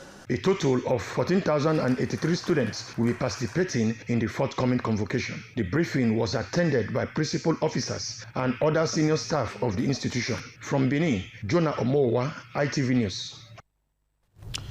The Deputy Governor of Edo State, Right Honorable Dennis Idahosa, has been bestowed with the Rotary Club Premium Leadership Award for his humanitarian service to the people of Edo State and the world at large. The President of the Rotary Club of Benin Metropolitan and former Speaker of the Edo State House of Assembly, Right Honorable Elizabeth Ativi, who presented the award, also inducted Right Honorable Dennis Idahosa into the Rotary Club of Benin Metropolitan. Deborah Ogbefun has details. For your tremendous work in the area of humanitarian services and youth development. So congratulations. The Deputy Governor, Right Honorable Idahosa, receiving the Rotary Premium Leadership Award from the President of the Rotary Club of Benin Metropolitan, Rotarian Elizabeth Ativi, in the conference room, Government House, Benin City. Rotarian Elizabeth Ativi, who led other Rotarians to present the award, said the Premium Leadership Award is in recognition of the Deputy Governor's philanthropic gesture and humanitarian service. Rotary is all about service above self, service to humanitarian and community, and that is where your heart is. And we felt that it would be very perfect for Rotary Club of Benin Metropolitan to partner with you. Deputy Governor Right Honorable Idahosa was also formally inducted into the Rotary Club of Benin Metropolitan under District 9141 by the Assistant Governor of the club, Zone 20, District 9141, Rotarian Samse Olayiwola, along Rotarian Elizabeth Ativi. To make you as a member of the world, you can present it anywhere as a member. Addressing the Rotarians shortly after receiving the award and induction, Right Honorable Dennis Idahosa described the honor as a call to higher service to humanity.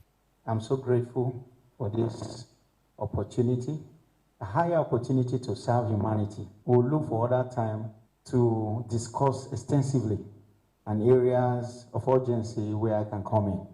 But for now, I want to thank you. I want to thank all of us that have made this event possible.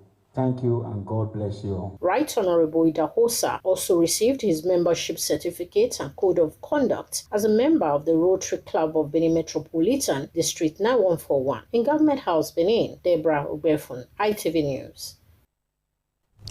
The President of the 10th Nigerian Senate, Godswill Obot-Akpabio, has inaugurated 30 tractors, 5 bulldozers and other farm machinery procured by the Senator Monday Okpebholo-led administration as part of renewed hope, renewed efforts to reform and reposition Edo State's agricultural sector.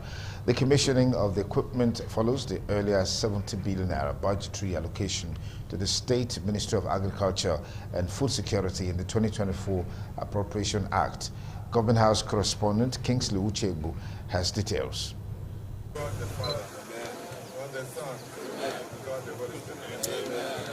President of the Senate, Godswill Akpabio, inaugurated the agricultural equipment, which include 5 bulldozers, 1 low-bed trailer, 30 tractors, and other complements as part of measures supporting Senator Monday Okpebholo's agricultural reforms in Edo State. Senator Monday Okpebholo said that beyond the commissioning of the farm equipment, the event represents the fulfillment of his campaign promise to revolutionize the state's agricultural sector. Thank Mr. President for standing by us and at every point in time.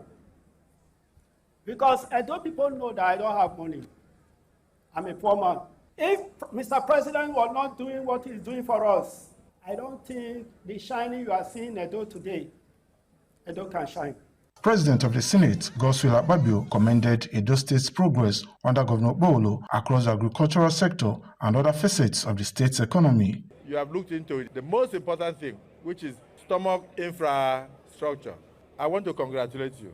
I'm here to see that yes, indeed, Edo is shining. Edo State Commissioner for Agriculture and Food Security, Dr. Jude Wangwe, noted that the newly procured machinery is expected to shape the future of agriculture in the state and support efforts to address food insecurity. This investment represents progress and possibility.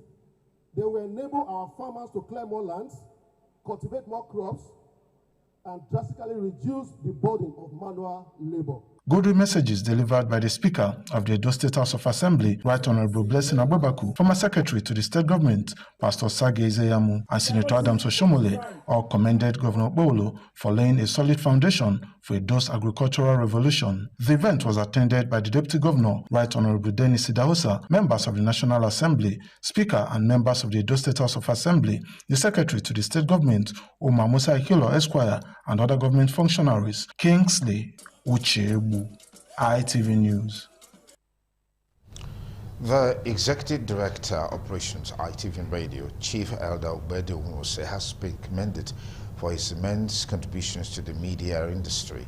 The commendation came during the 8th edition of the Best of Edo Awards 2025, held at the Victor Uwaifu Creative Hub, Benin City, where he was honored with the Media Icon of the Year Award. Pius Nsogho reports that the chairman of the Nigerian Union of Journalists, Dr. Festus Alenke, Ambassador Lancelot Oduwa-Emaswe, among others, were also honored for the excellence in their various fields of human endeavor. On behalf of Best of Edo Award, because certainly you are one of the best in your chosen area. The Executive Director, Operations, ITV and Radio, Chief Elder Ogbede Nwose, received the Media Icon Award for 2025, surrounded by friends, colleagues, and family members. The Best of Edo Awards, established in 2018, aims to recognize and honor illustrious sons and daughters of Edo State who have distinguished themselves in their respective careers. The initiative is championed by Sir Paul Ofoni, the visionary and chief executive. We celebrate not just achievements, but the spirit of excellence, innovation, and distinction that defines the Edo people across the world.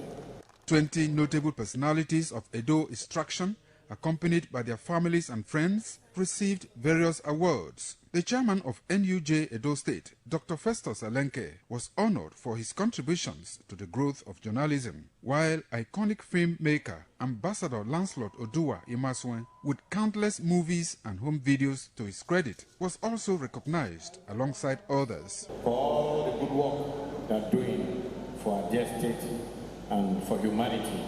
Congratulations.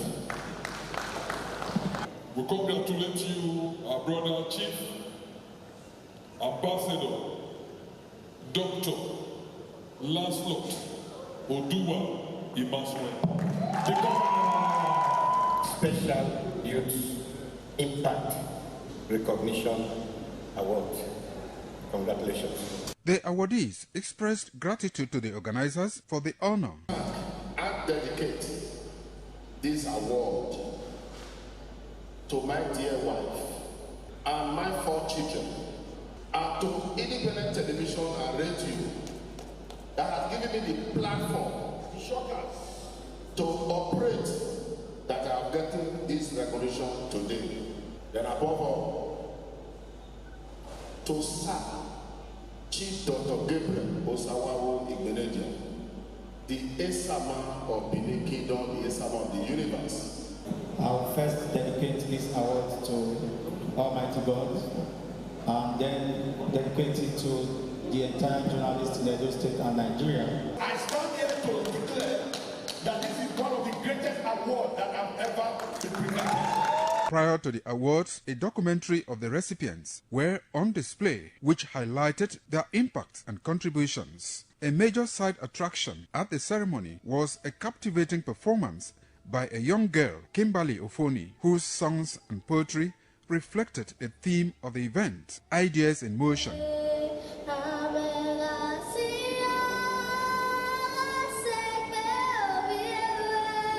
The 8th edition of the Best of Edo Awards showcased fashion, entertainment, and networking opportunities. From Benin, Pius Nsogho, ITV News.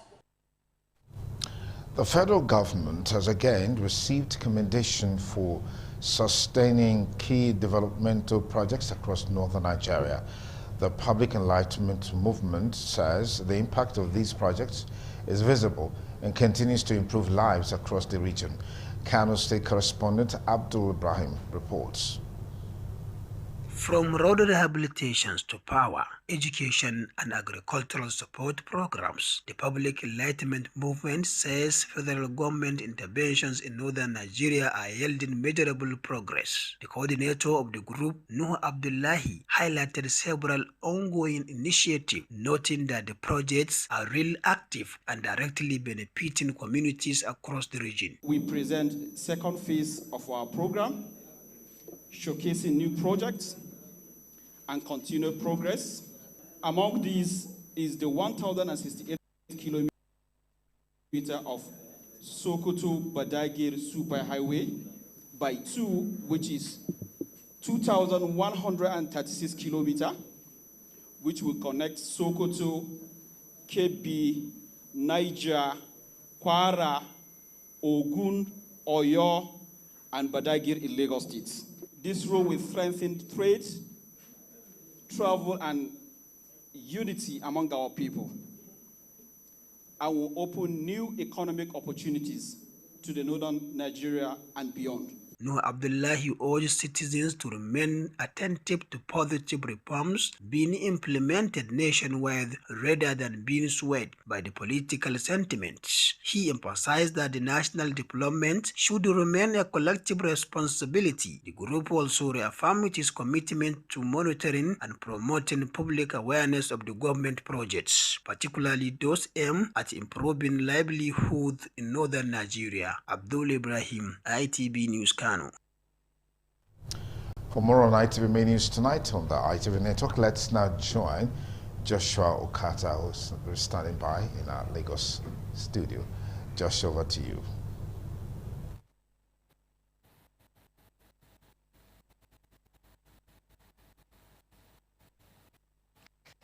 Many thanks, Dr. Sonny Duke, and of course, moving on from our Lagos Network Center. The need for both the public and private sectors to develop coordinated plans to ensure that Nigeria becomes a $1 trillion economy has been advised by key stakeholders in the trade sector.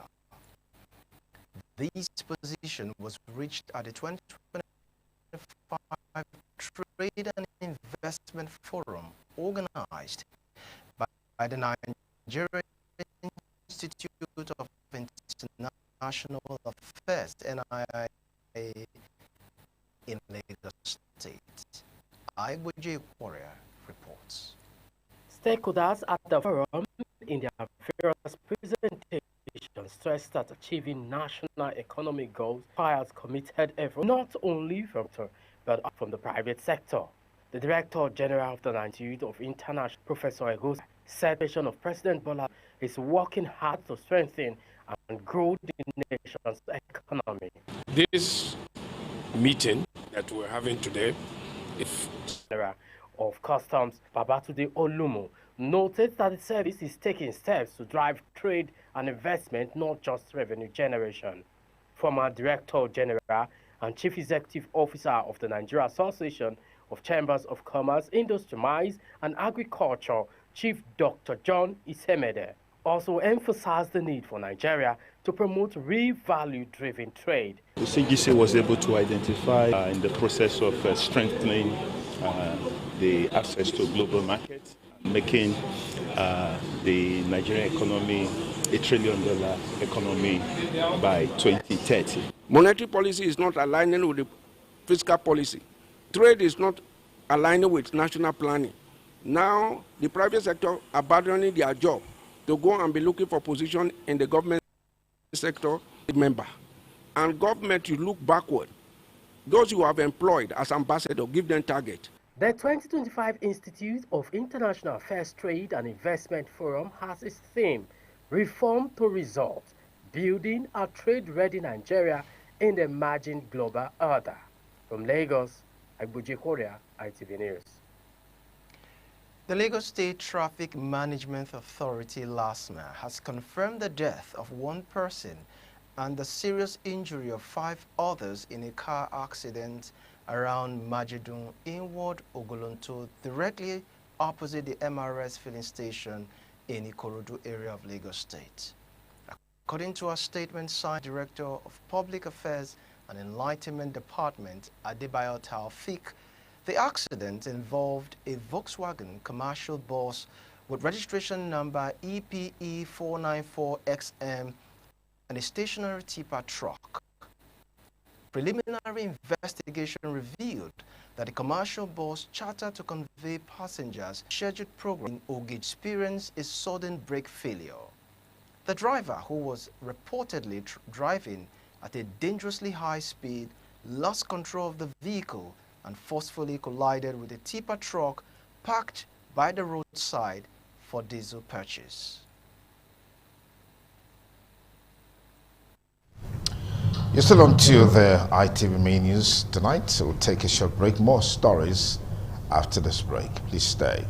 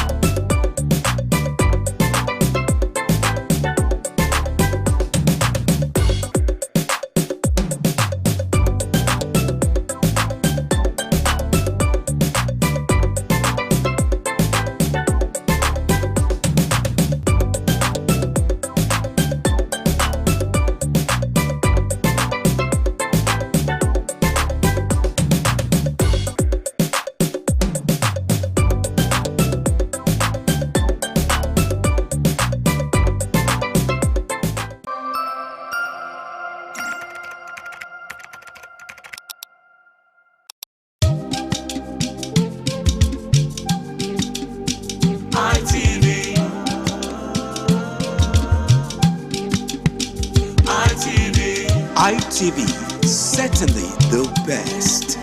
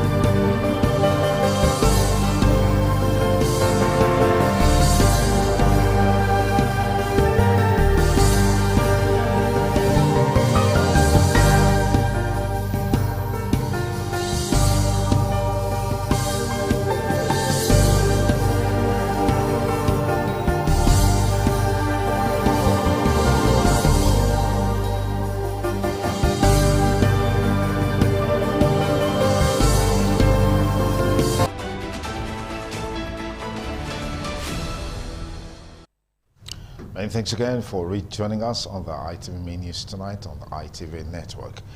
The Reverend Andrew Agbomenyo Medical and Gospel Outreach Foundation, also known as the Rural Mission, has again demonstrated its unwavering commitment to humanity during a 6-day gospel crusade, which featured free medical outreach and surgeries in Igara and Uneme-Ekpedo in Akoko-Edo local government area of Edo State. The medical outreach took place at the Igara General Hospital and the Uneme-Ekpedo Primary Healthcare Center. Fosa Wangwe has details. The Medical and Gospel Outreach Foundation, led by its president and mission director, Reverend Andrew Agbomenyo, and supported by lead surgeon Dr. Philip Osho, combined healthcare and spiritual intervention to impact the lives of women, children, men, and the elderly. About 1,000 persons benefited from the program, with 10 surgeries successfully carried out in Igara, while 28 surgeries were recorded in Uneme-Ekpedo. Ailments such as hernia, appendicitis, lipoma, and excision cases, among others, were treated with several requiring surgical procedures. Many souls also embraced Christ during the outreach. Beneficiaries commended the organizers, noting that it was their first time experiencing such a program with quality healthcare services in their communities. Speaking during the outreach, Reverend Andrew Agbomenyo emphasized the foundation's mission to meet both physical and spiritual needs. Our vision is to reach out to the less privileged of our society. We visit prisons, orphanage. I did similar program recently at Oko Prison, where we did about 50 surgeries, and we saw about 350 inmates, and we gave out free glass to about 250 inmates and staff. Recently, before we came in. Major challenges we are having. Number one is transportation. Number 2, the drones take much expenses from us. Dr. Philip Osho also explained that the outreach aims to support the less privileged. Partners in the outreach include UBTH, Vision Spring, Igara's Descendants Union, UK, Sonny and Kemi Agumbiade Empowerment, and other well-meaning individuals. With a growing reach and unwavering purpose, the Reverend Andrew Agbomenyo Medical and Gospel Outreach Foundation remains committed to extending healthcare hope and healing to the most vulnerable across rural communities. From Igara, Fosa Wangwe, ITV News. Meanwhile, Akoko-Edo Local Government Council Chairman Right Honorable Alabi Bliss Oshonugwe has commiserated with the Commissioner for Humanitarian Affairs and Poverty Alleviation, Chief Barrister Mary Olabisi Daomi, on the passing of her mother, who died in the early hours of today, 16th November 2025, after a brief illness. Oluwafemi Farayola has details. In a condolence message, Akoko-Edo Local Government Council Chairman, Right Honorable Alabi Bliss Oshonugwe, noted that the late mother of the Commissioner for Humanitarian Affairs and Poverty Alleviation, Chief Barrister Mary Olabisi Daomi, lived a fulfilled and exemplary life, evident in her remarkable track record and strong passion for education. He stated that Mama will be deeply missed, describing her as a God-fearing woman who showed compassion to everyone she encountered. Right Honorable Alabi encouraged the bereaved family, especially the Honorable Commissioner, to take solace in the fact that God alone gives and takes life, adding that Mama is now resting in the bosom of the Lord. The council chairman further pledged to remain in close contact with the family as preparations are underway to accord Mama a befitting burial. He prayed for the peaceful repose of her soul and God's comfort upon the entire family. Oluwafemi Farayola, ITV News.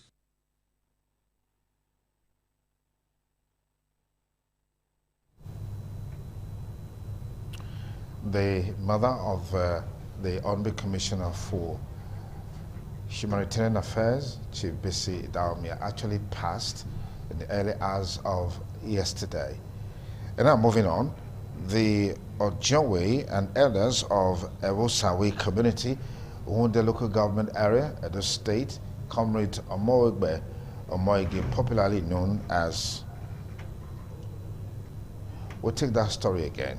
The Ojowe and elders of Ewosawe community, Hunde local government area of Edo State, have refuted media reports alleging that their community is part of Ugomoson community and under their governance as well as administration.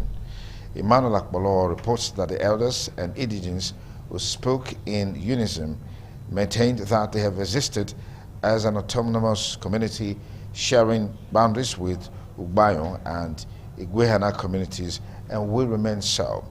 The report is presented by Jonah Omowa. We'll bring you that report in the course of the bulletin. In the meantime, the Okaigele of Ewonika community in Ovia Northeast local government area, Comrade Omoige, popularly known as ATM, has congratulated the executive governor of Edo State, Senator Monday Okpebholo, on his 1 year in office. Comrade Omoige also commended the deputy governor, Honorable Dennis Idahosa, describing him as a dependable ally whose dedication has strengthened the governor's vision for a better Edo State. He applauded Governor Okpebholo's achievements across key sectors, citing visible progress in road construction, including the state's first flyover bridge, improved healthcare delivery, education development, and a renewed focus on agriculture.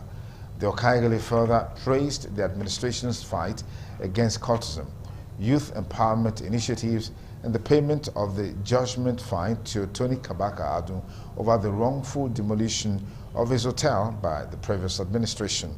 Comrade Omoige described Senator Okpebholo as a silent achiever and transformational leader whose governance has brought renewed hope and unity to Edo people. He prayed for God's continued guidance, wisdom, and strength for Governor Okpebholo and his deputy, Right Honorable Dennis Idahosa, as they steer Edo State toward greater development, peace, and progress.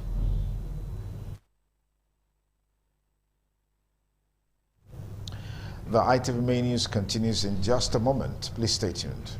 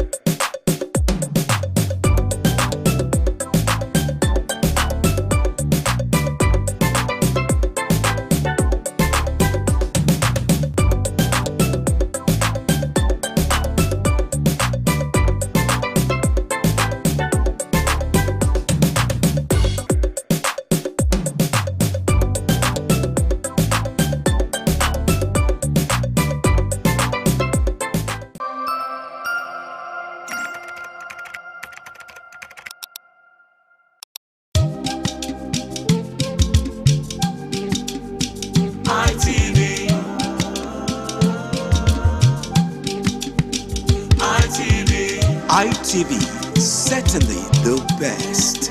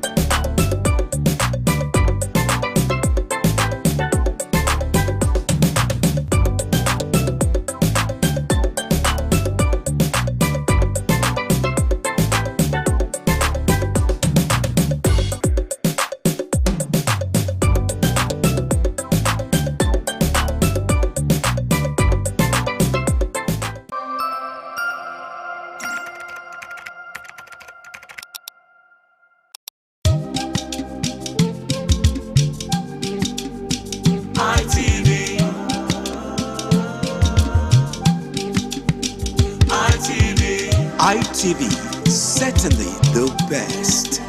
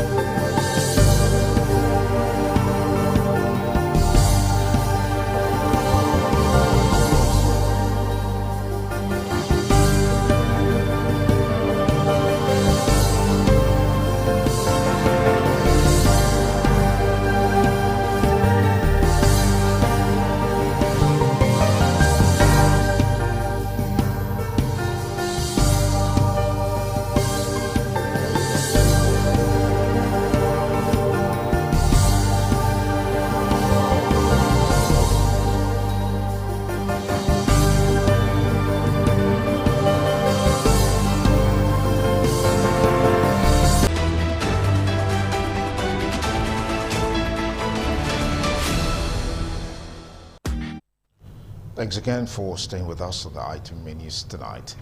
Elders and youths of our community in the local government area of the state have appealed to His Royal Majesty Ewuayi II, the Oba of Benin, and the Edo State Governor to intervene in what they described as persistent oppression from their neighboring community, Uselunao.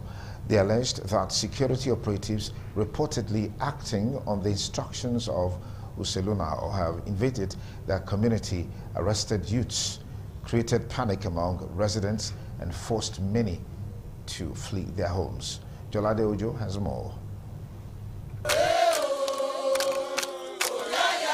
Members of our whole community recall that the Palace of the Oba of Benin had on May 6, 2024, resolved a long-standing boundary dispute between Aho and Uselunao after a thorough investigation by palace chiefs. However, according to the community head, Pa Ihubuan Iren, and other concerned residents, the crisis has persisted despite the royal pronouncement. They allege that Uselunao is attempting to install a new Okaigeli within Aho territory and that in an effort to enforce compliance, military personnel were allegedly mobilized to invade our brutalizing and arresting some youths.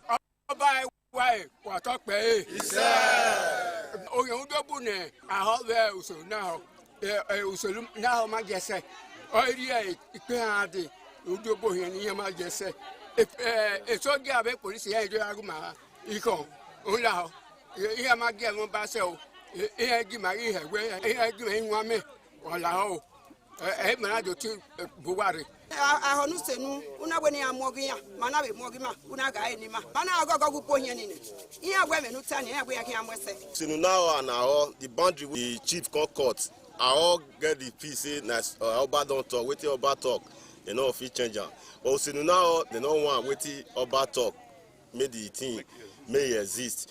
Now they use soldier, police, to the drive of our people.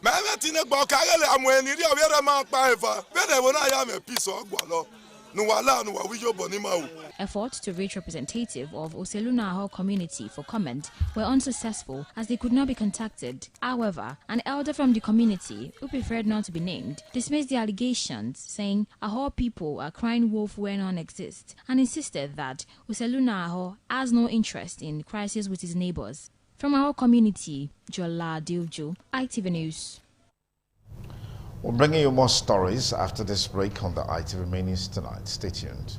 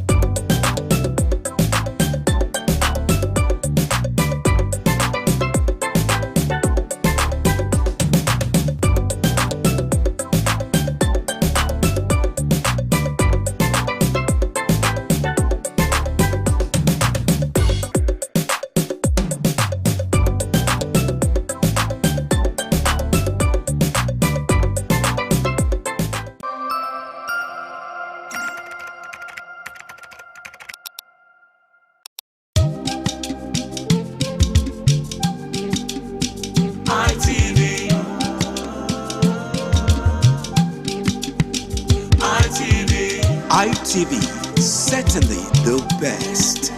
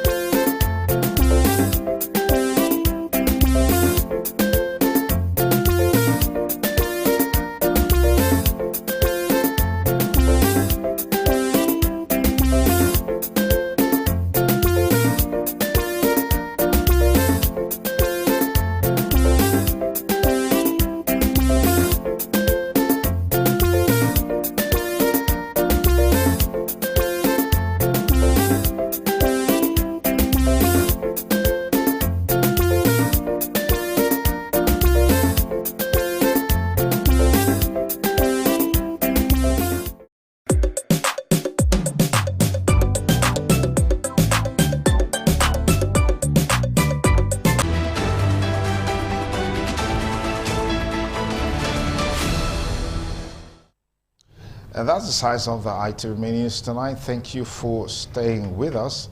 Good night.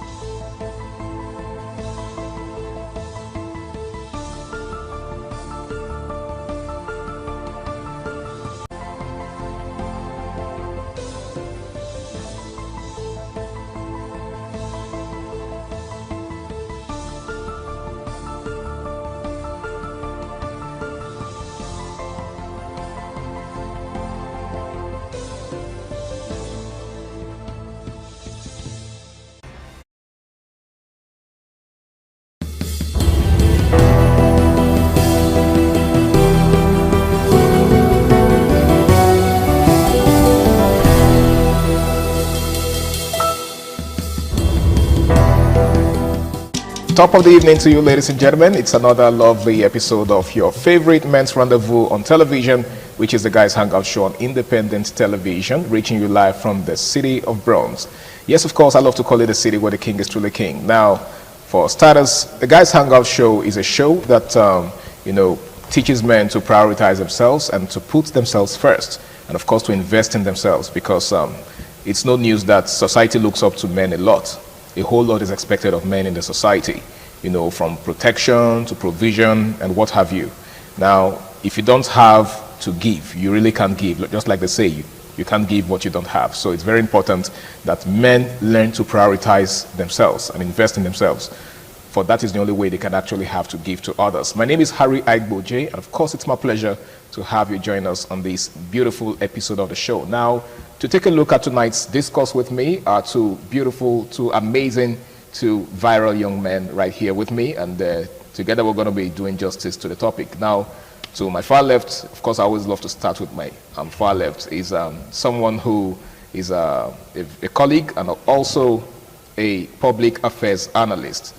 He goes by the name of Michael. It's good to have you, Michael. It's great to be here again. Thank you very much. Welcome, Michael. How's your day been? It's been great. Wonderful. You look great.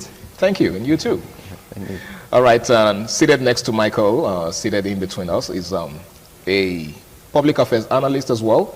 He's a member of the family. He's a brother, a colleague, and someone who is very passionate about things that have to do with men and masculinity. He goes by the name of Ramsey Uwaila Abu. Good to have you, Ramsey. Thank you, Harry. It's always a pleasure to be on the show. You know, the show has given us a platform to help correct some of these things in society that needed to be corrected. Absolutely. I mean, it's a pleasure being here to talk about some of these things that affect us, because what better platform is there than this, right? Yeah, of course. All right. So we have a very important topic before us, right? A very interesting one. It's something that has to do with young men and their finances. Okay? So first of all, like I said in opening, a lot is expected of men. You know, so one of those responsibilities that society has placed on the shoulder of men is the need, you know, for them to meet their financial obligations. And what are those financial obligations? Taking care of everyone around them, right? Of course, a man gets to a certain age and then society already expects him to, you know, lift his family out of poverty, so to speak. If he has a mother or a father, he's expected to take care of, you know, them. And then if he has a woman in his life, let's say he's not even married yet, it's just a girlfriend that he has. Yeah. By default, society expects him, you know, to live up to certain financial obligations, like, you know, giving her money for upkeep. And then, of course, there's this maintenance money, right? Okay. Hence, you hear some women telling some men that say, can you maintain me? Can you take care of me? Now, we're looking at how relationships, dating, affect the financial potentials of young men of this generation. Now, why is it that when a man doesn't have money, let's start from there, society doesn't seem to, you know, take him seriously? Thank you very much for that. Well, it's quite unfortunate that we're in a system, a society whereby the poor doesn't have words of their own. They don't have a say. You can't talk. You know, in this society today now, we have many persons that are pressurized, all right? Now, if you don't have money, you can't belong. Understand? You can't belong. You know what I mean? Let me be elliptical. Okay. You can't belong, you get. So it's so unfortunate right now that, okay, you see, some persons are not so much traumatized to the extent that because they want to belong, they're not doing some illicit, putting their hands in some illicit activities. You understand? So I really don't know, but it's just where we find ourselves. You get? So if we can change that kind of parochial mentality, I can't, because of, see, some persons find themselves in a particular situation which is not their fault. You get? You just have to live with it and, you know, do your level best to come outside from that, from that situation. Yeah. It doesn't mean that you're going to stay there forever. You get? See, some of these youths today, they don't have to be pressurized negatively. Because you want your voices to be heard, you're going to start, you know, putting your hands in one or two dirty, prescribed on things or the other. You understand? So it's just quite unfortunate that until you have it, before you can, you know, be there among the, you know, the chosen ones, in quotes. Now, thank you very much, Michael. Ramsey, there seems to be this growing trend, especially in the media space, right? Okay. Of men saying that relationship has become like a poverty alleviation scheme. Right? So a lot of guys are now shying away from relationships. Some will just tell you, see, I'm no longer interested in relationships. Some, you know, have made up their minds to abstain from anything that has to do with relationship because of the attendant effects, because of the features of such relationships. You are in a relationship, for instance, and certain things are expected of you. Even if your girlfriend isn't asking you for anything, even if she's not directing, you know, in her demands, all it takes is just for her to complain about certain things. That, I mean, some people call it indirect mode of asking. She tells you, oh, my rent is due. Yeah. Right? I mean, I need to make my hair. I haven't made my hair for the past 2 weeks. She didn't ask you, but she's asking you. She didn't ask, but she just, do you understand? And then, as a man, I had a friend that once said that, say, imagine your girlfriend complaining to you and you can't do anything as a man. That makes you less of a man. And this is the sad reality of a lot of men of this generation. How did we get here? Yes, there are still some girls out there who knows what they are doing.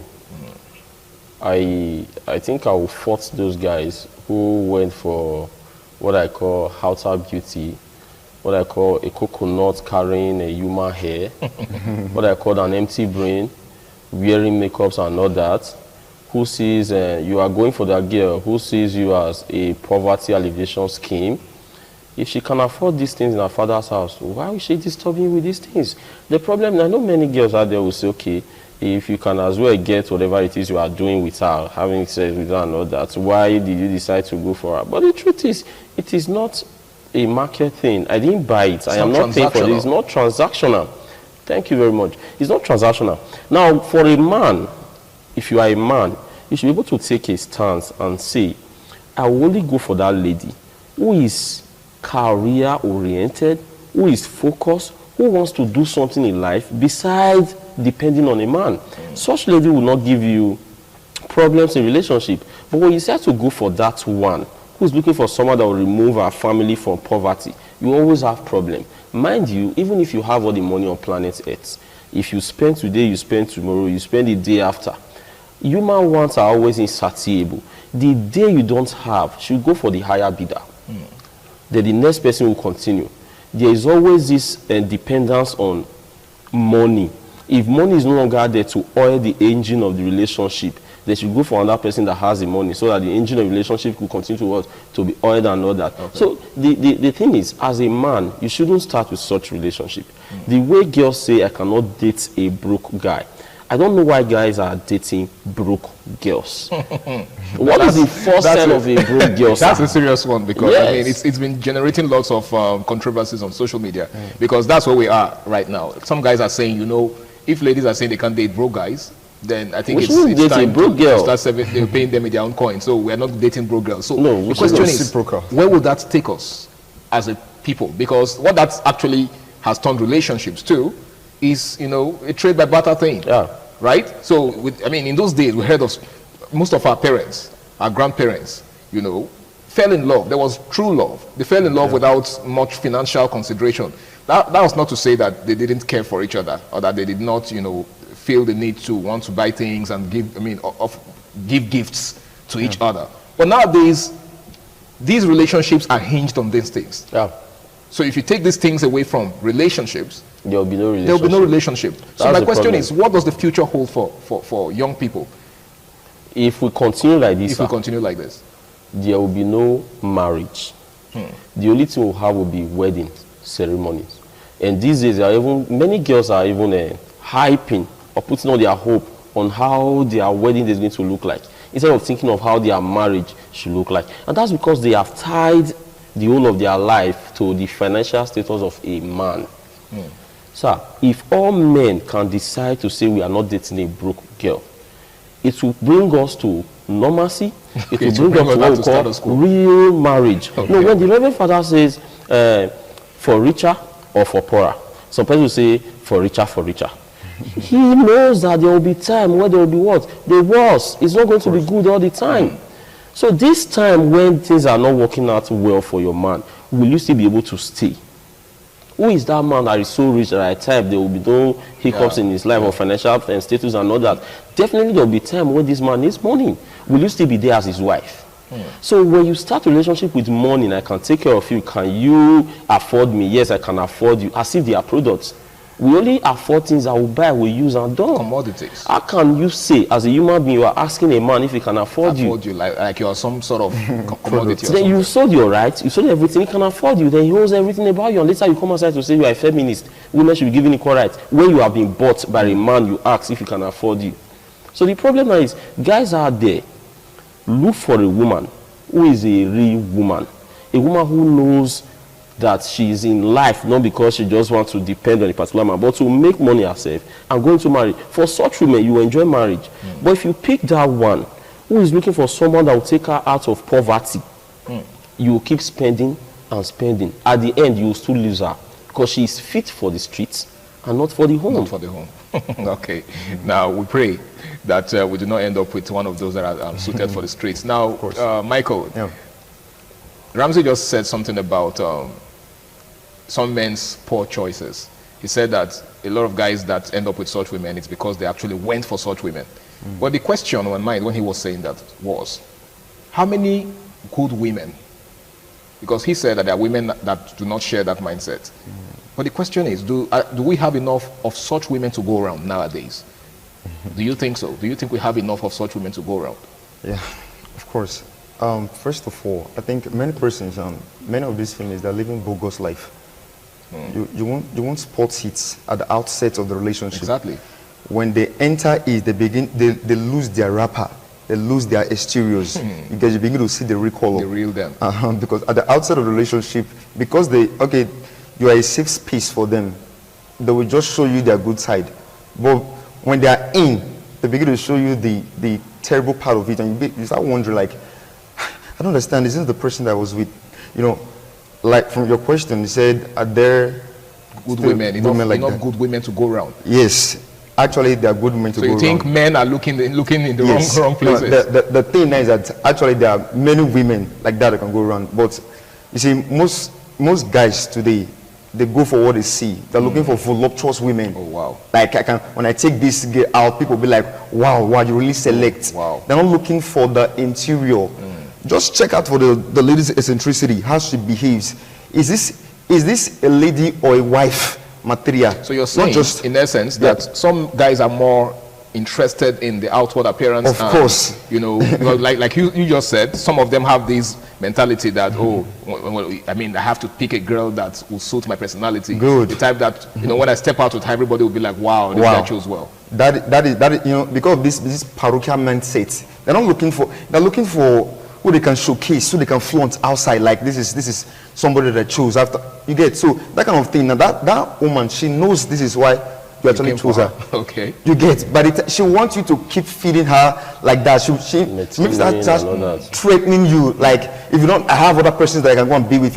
You understand? So because of the parochial mentality at the outset, you get, so there are actually many of these women to go around if the boys choose relax, to look the right way, to look the right direction. There are actually very, very many to go around. Understand? Now, Ramsey, I think, because a lot of times we accuse women of being too materialistic, right?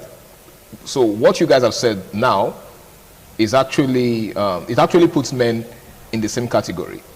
Because, if women are looking for superficial things in men are also looking for superficial things in women. In women. Like, the question could also be, are there good men to go around? Okay. We only have few. The kind of men we have these days are men who like flashy things. Who, like he rightly said, who love voluptuous women. Women who they will present and their guys will like, you tried, you are a man and all that. But without thinking about the character, the content of this woman. But then there are beautiful girls out there who also have good character. If boys actually calm down, look, see, for everything there's a reason, right? So at the outset of everything, look out for is this the kind of, like you rightly said, is this the kind of person that will give me peace of mind? See, heaven is a place of splendor, but it was war. So in marriage, no matter how rich you are, there will still be, some sort of problems, you understand? Yeah. So this particular girl I'm investing on, will she become a liability on assets? That should be the rhetorical question you ask yourself. Should become a liability on assets. That's a $1 million question right there, because I think this is a question that a lot of young men don't ask themselves. Okay, they are easily carried away by the superficial things, the glamour, the glitz and glamour. She's a fine girl, she speaks well and all of that. Ramsey asked the question earlier: how long will they sustain the relationship? What happens when the wrinkles begin to set in? What happens when she's no longer that beautiful girl that you met the first time? What happens when all of these things begin to change? Will she continue to be that, person that you met that first time. Now, Ramsey, what do you have to say about what the question I asked him? Now, the fact that a lot of guys really can't give a reasonable account of their expenditure annually as per relationship. And their expenditure is on the relationship. That's where their money goes. See, the truth is, when I see guys trying to make a woman comfortable by spending all his money on the woman, using the word I am maintaining my woman and all that, I begin to marvel, like, do we still have some foolish people in this society? A woman that was given high latch, she said it's not enough by God, she added to it. Okay. A woman that removed the eyebrow, she will remove it with razor and draw another one. A woman that as well decided to increase her bum. A woman that as well decided to increase every part of her body just to... A woman that is not satisfied. God was not able to satisfy a woman. And you think you can. And you think you can. The man will die. And the woman will continue to live. Other men will continue to maintain her. The truth is, do what you can do. It is not even your responsibility to maintain a woman you've not taken as your wife, you've not married. You are not a poverty alleviation scheme. If she needs all these things, her father should be able to provide it for her. If her father cannot provide, her other brother cannot provide, her family cannot provide, she can't even provide it for herself. Then who said, where is it written in our constitution that a boyfriend must always provide all the needs of a girl? A girl that loves you will never stress you. She will not ask you what she knows that you cannot afford. If she's asking you what she knows you cannot afford, she's trying to say you can't take care of me and I'm moving. Maybe she's saying it indirectly. Because she knows you cannot provide this 1 million, for example. And she's asking you for $1 million. She knows you can't provide it. Indirectly, she just needs a reason to go. Then you let her go. And focus on someone that will grow with you, that will help you build your home, and all that. Now, you see, it is not also their fault. There are some guys out there who have so concentrate and value this idea of physique of a woman. She must have this, she must have that. And that's what leads some girls to go for this, is it BBL, BBL, this and that, enhancement, because that's what get. But the truth is, those guys just want to use you as show off. The love is not there. When it's time for that guy to settle down, he will go to that other girl out there, who they see as Mary Amaka or Christians and all that. That's the girl he wants to make the mother of his unborn kids. Then the other one is for show off, for showmanship and all that. So they should know that a man that really loves you will not want you to go under the knife just because he wants you to add more flesh to what God has given you. It is from the heart that you actually see the beauty of a woman. Who said there are no beautiful girls out there that are well-mannered also? That doesn't make girls that are well-mannered that are not beautiful. They are beautiful. There are beautiful girls out there. They are well-mannered. They are focused. They know what they want. You go for such. Okay. So the fault is from some of those guys who make it look like this is what all men want in a woman. That is not what all men want. Men want a woman that will be the mother of their kids. You've drunk with a man, you smoke and shisha like a dragon with him, you've done different things with him. Once it's time for marriage, the man will remind you of your past life and say, I can't marry this woman. I am going for this. And you say, all men are scum and all men are the same and all that. You've forgotten when he was paying you for it. When you were collecting thousands, when you were collecting millions from him, when he was taking you all around the world, you were sitting in front of the car and all that. He paid for it and he got whatever he wants. He's done with you. Now he wants to settle down. You are crying. So girls out there, I think they should see beyond just outer beauty and start working on themselves. Thank you so much, Ramsey. Michael, he said something that struck me, that, a woman who actually has your interest at heart and who is with you for the long haul will not expect you to spend, extravagantly on her. What that tells me is that, a woman who expects you to spend so much already has an exit plan. Yeah. Probably doesn't even see a future with you. Because if she does see a future with you, she would advise you and encourage you to invest, knowing that, whatever comes out of that investment, she's going to be a part of it in the long run. Do you share that thought? Yeah, of course, yeah, definitely. Now, somebody that really loves you will not stress you, all right? So most of these girls, they know what they're doing. Like, what he said just now, he said, I think, talked about a girl looking for a reason, a purpose to leave a relationship. All right. See, most of these guys that are close to their partners, they know the capacity, they know the extent, the limits, the limits, the pockets. You get. So a girl that actually, have your heart, she will not want you to spend redundantly. So most of these girls today, anyway, let me not say most of them, a few of these girls, like very, very few. Some of them, okay. Yeah, some of them, what they do, if they actually love a boy, they point you in the right direction. They want you to, okay, why don't you try this one out since the other one did not work out?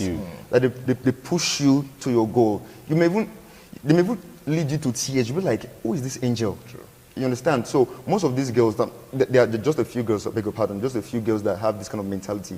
Most of them are carried away by these social media material things. Look at what my friend's boyfriend got for her. Let's not forget about social media influencers. I just got a new hair. Yes. My friends used to see. Yeah. So her boyfriend bought it for her. You get. So as we're moving together, I was the black sheep. I was the one that was left out. Look at them with their their exorbitant hair. She was under pressure. Just look at you understand. So this kind of girl, that is, if Grandma Cooper met me, I would say that's the reddest flag.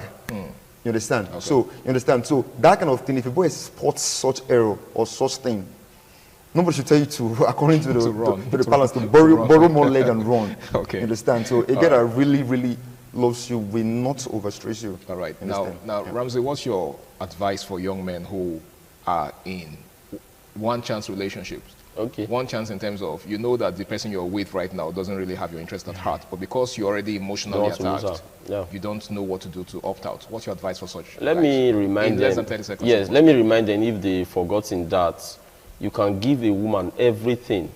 Give her all the money. There'll be one bicycle repairer. It could just be a driver. It could just be the vulcanizer by the roadside who is servicing her. Let me use that word. And you are the one spending the money. Women don't even know what they want. They can fall in love with anybody just for anything. So you can be taken as your dogu. Some women. Yeah, some women. You can be taken as your dogu. Okay. Why she would just love the other guy because of the way he looks. So if you think money can buy love, you will spend and spend and spend. At the end, it will still end in futility. So in a nutshell, money can't buy love. Can't buy love. Definitely. All right, Michael? Yeah. I think, well, like I said, let me contribute to it. So most of these relationship that we find ourselves in, just do your level best and leave the rest. You don't have to kill yourself. You don't have to pressurize. Like you said just now, you said some women, they found calmness, they found safe space in some certain persons. They can like a guy because of his sexual prowess. They can like one because of his pockets. They can like one because of his. So there's no particular reason why. No particular reasons. Women are attracted to men. Okay. Just insatiable. Okay. You just can't please them. So just do your level best. You understand, and leave the rest. All right, guys. I want to say a big thank you for making tonight's edition a success. You guys have been really, really amazing. Well, like they say, a word is enough for the wise. You really can't go beyond your limits. Every human being has a limit. Okay, and the moment you begin to try to stretch your limits, that's when you begin to wear yourself out. And then the moment you're done, she would leave you for the next person. Okay, so just like they've said, if there's anything I can take away from what they've said so far, is the fact that you can't please anyone, not just women. Okay, you can't please anyone. Human wants are insatiable. Where you stop is where somebody else is going to begin. So why not just do the best that you can? And just like Michael said, the person that loves you will not stress you. Seriously. Whoever loves you will not stress you. If that person you are dating is stressing you, just know that the person is not for you.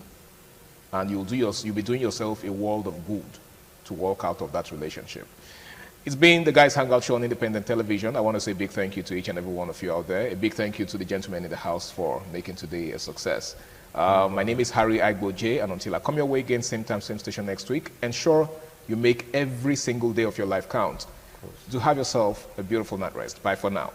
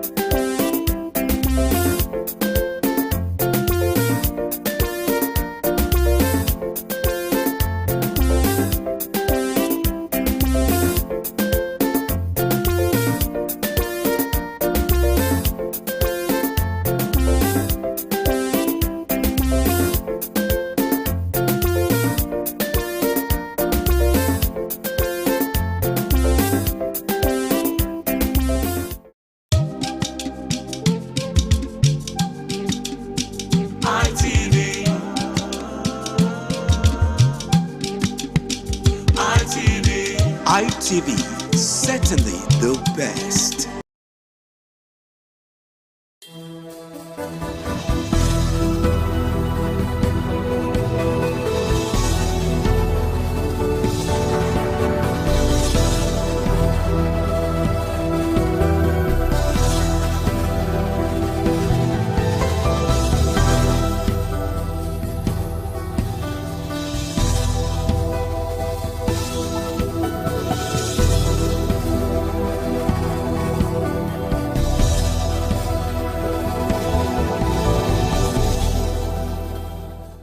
Nigeria faces a severe housing crisis marked by significant deficit and high costs, particularly for lower middle income earners. The housing deficit is estimated to be at least 20 million units, with an additional 5.5 million people needing housing each year, requiring at least 550,000 new houses annually. This deficit is compounded by high housing prices and rents, which have increased faster than general inflation, making it difficult for many Nigerians to afford adequate housing. Nigerians' housing deficit is substantial, with estimates ranging from 20 to 28 million units, according to a real estate expert estimate. How housing prices and rent, especially for low and middle income individuals, are major barriers to accessing adequate housing.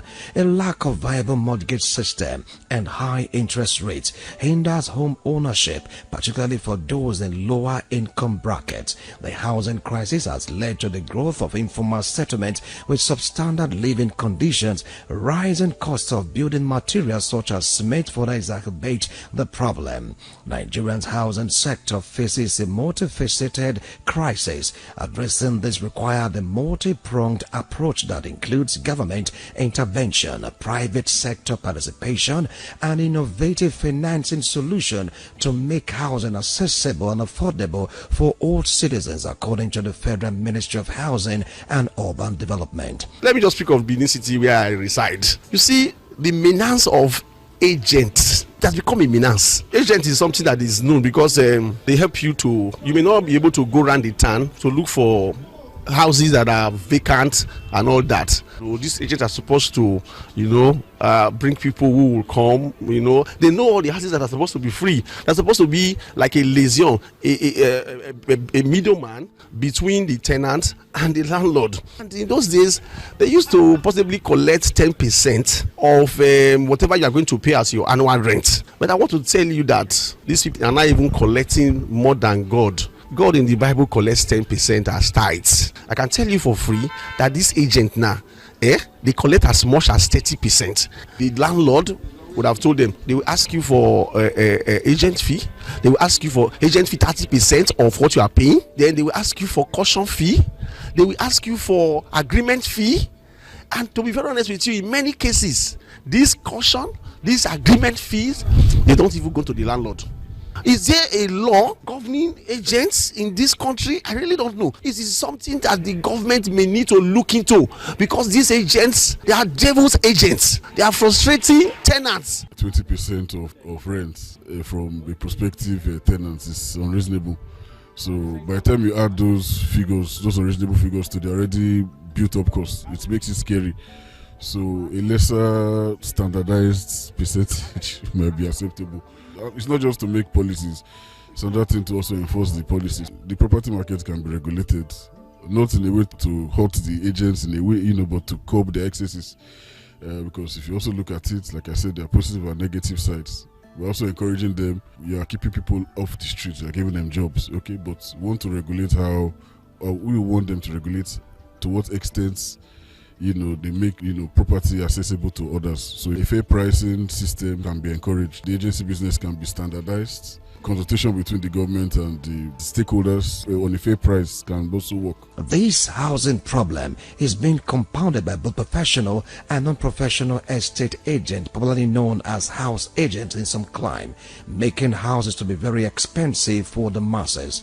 A person who sells and rents out buildings and land for clients, an estate agent or a realtor.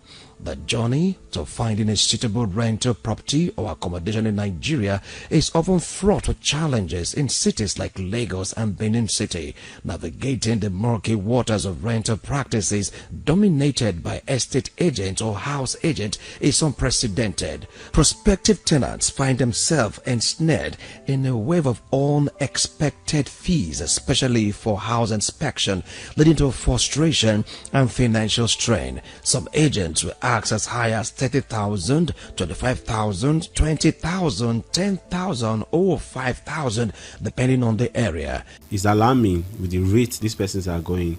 Some of them are very greedy. They take advantage of tenants in certain properties. A situation whereby an agent is demanding more than 10% from you, that is criminal. I know some states they allow more than 10%, but to my best of my knowledge, Edo State, the standard is 10%. That's what an agent should collect.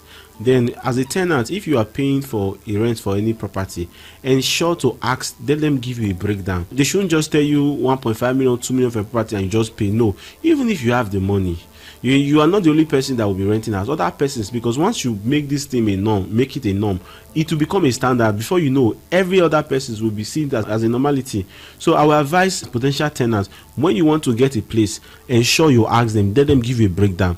They should tell you the amount for the rent. They should tell you the amount for if there's a legal fee. They should tell you the amount for the agency. Like I said, standard 10% is fair enough. Then if there's a caution fee, they should tell you. Any other fees, service charge as well, maybe managing the place in terms of light bills and utilities, that's my service charge. Any other fee or bills outside any of these that I've just enumerated, it is illegal and it is criminal. What they do, they even make it difficult for tenants to take your house. Number one, they will go and put different fees. They will do agreement for the landlord that owns the house. Jesus Christ of Nazareth. And they will shield the tenant from you. Not until he enters your house, you will even know your tenant. So the person that's coming to take your house, and that can put the owner of the house in jeopardy, and they can give him problem, because as the owner of the house, I need to know who's coming to my house, but they will shield the person. And the different fee they collect from intended tenants or tenants is too much. At times they say caution fee.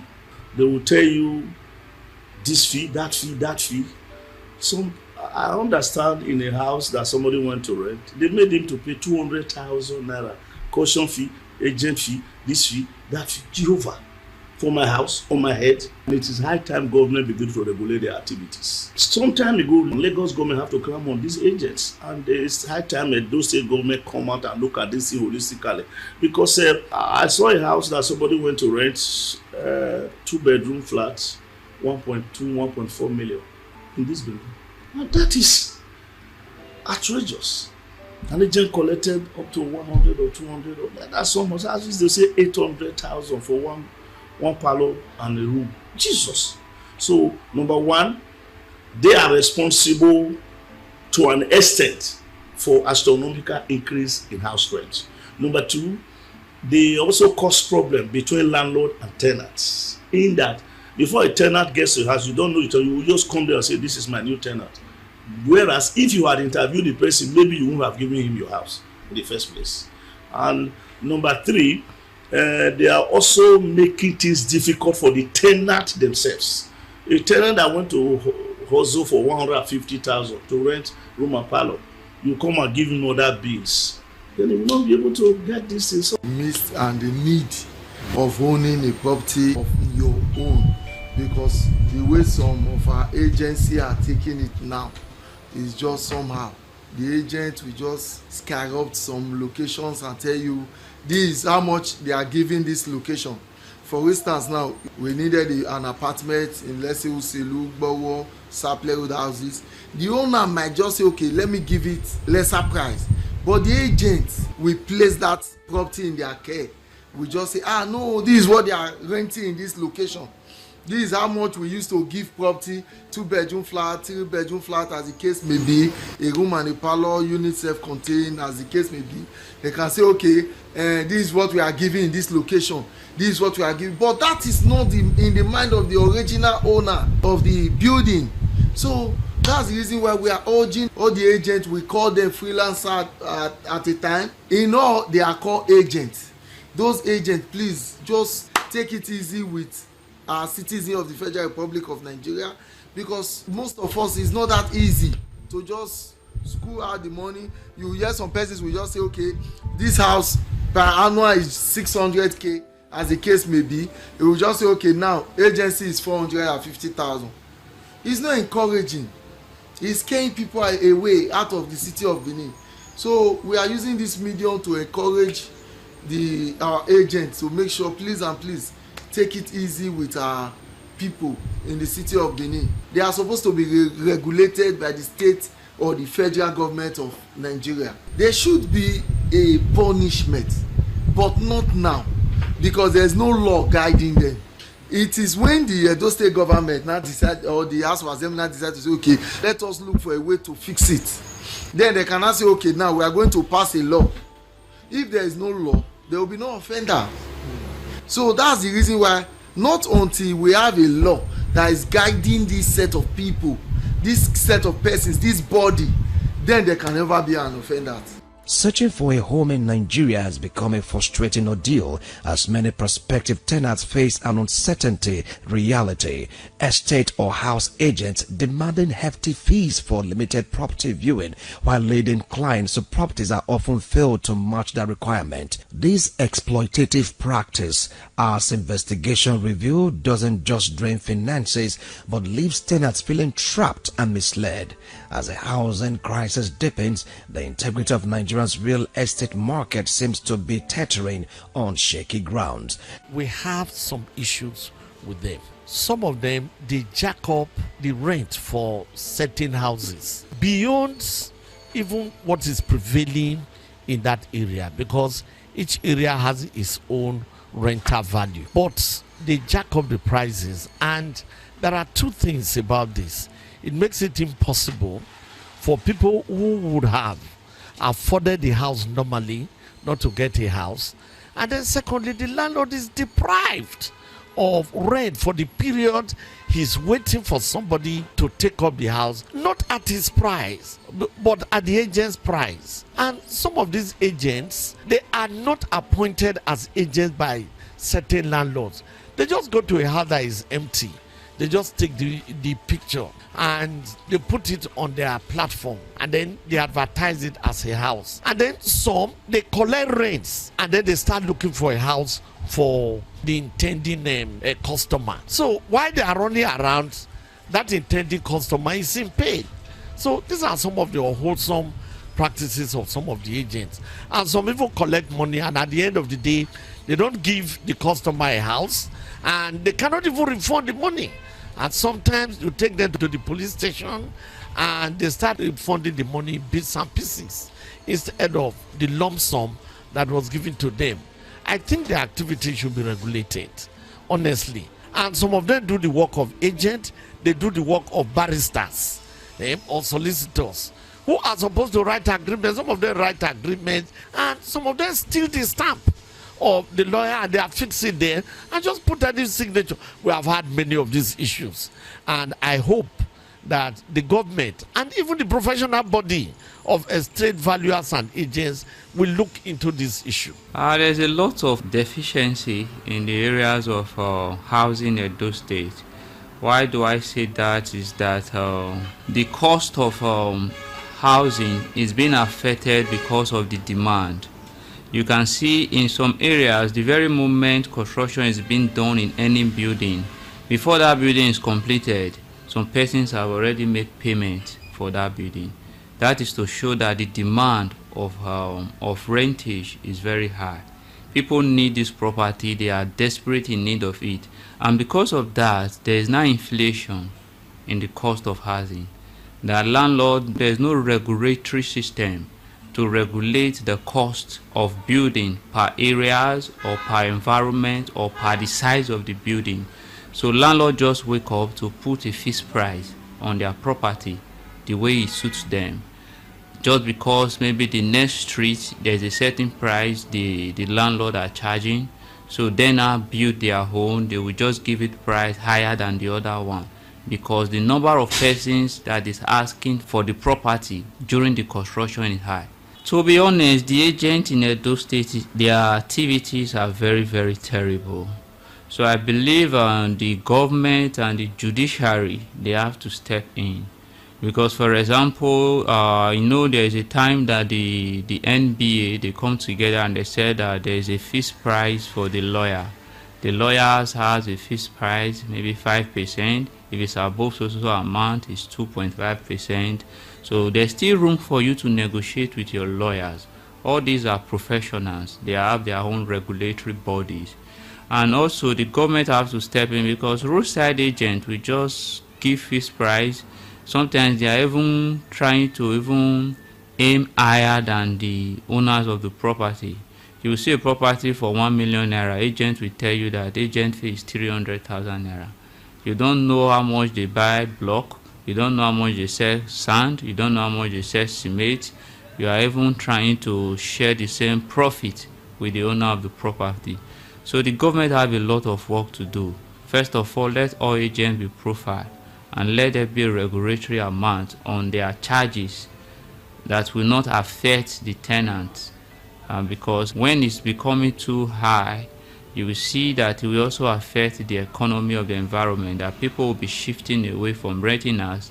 We don't want situation of what we are experiencing in some states like Lagos, where people are not staying under the bridge. The cost of renting a 2-bedroom flat is 400,000, but you see some persons who happen to be agents telling you to pay 700,000. That is to say, they are collecting extra 300,000, and you ask them, what are they doing? Just because they know the owner of the house. It is that time the government and the collective effort of landlord will bring together to make sure that this problem is salvaged. You'll be so surprised that in the first 1 year you are going to pay 700,000 for 3-bedroom flat. They will tell you subsequently you are going to pay 400,000 or maybe 500,000. Who are you giving the 200 or 300,000 to? To one man sitting on his own? What is the work of this man? Just to bring a link between the owner of the house and the tenant. To me, it's atrocious. We are having this problem, and the painful thing is...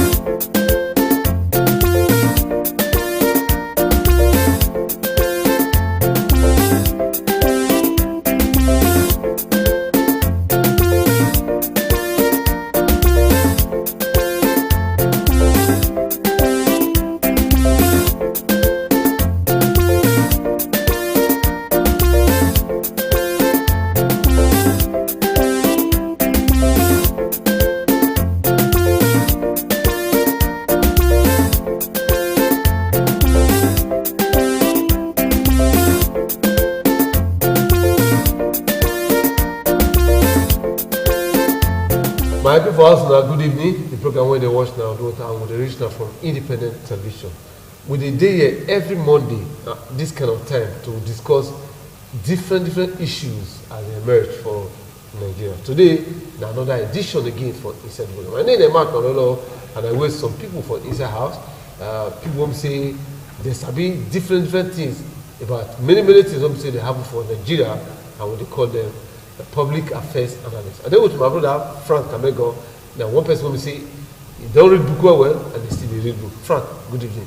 Thank you. Thank you for us now. Good evening. Okay, I then with another person, HR, and one person will say they train children, sabi the nurse and nurture children well, and those people also say train up your child in the way you should go. HR, good evening. I greet you, my brother. My people for house, I greet you now.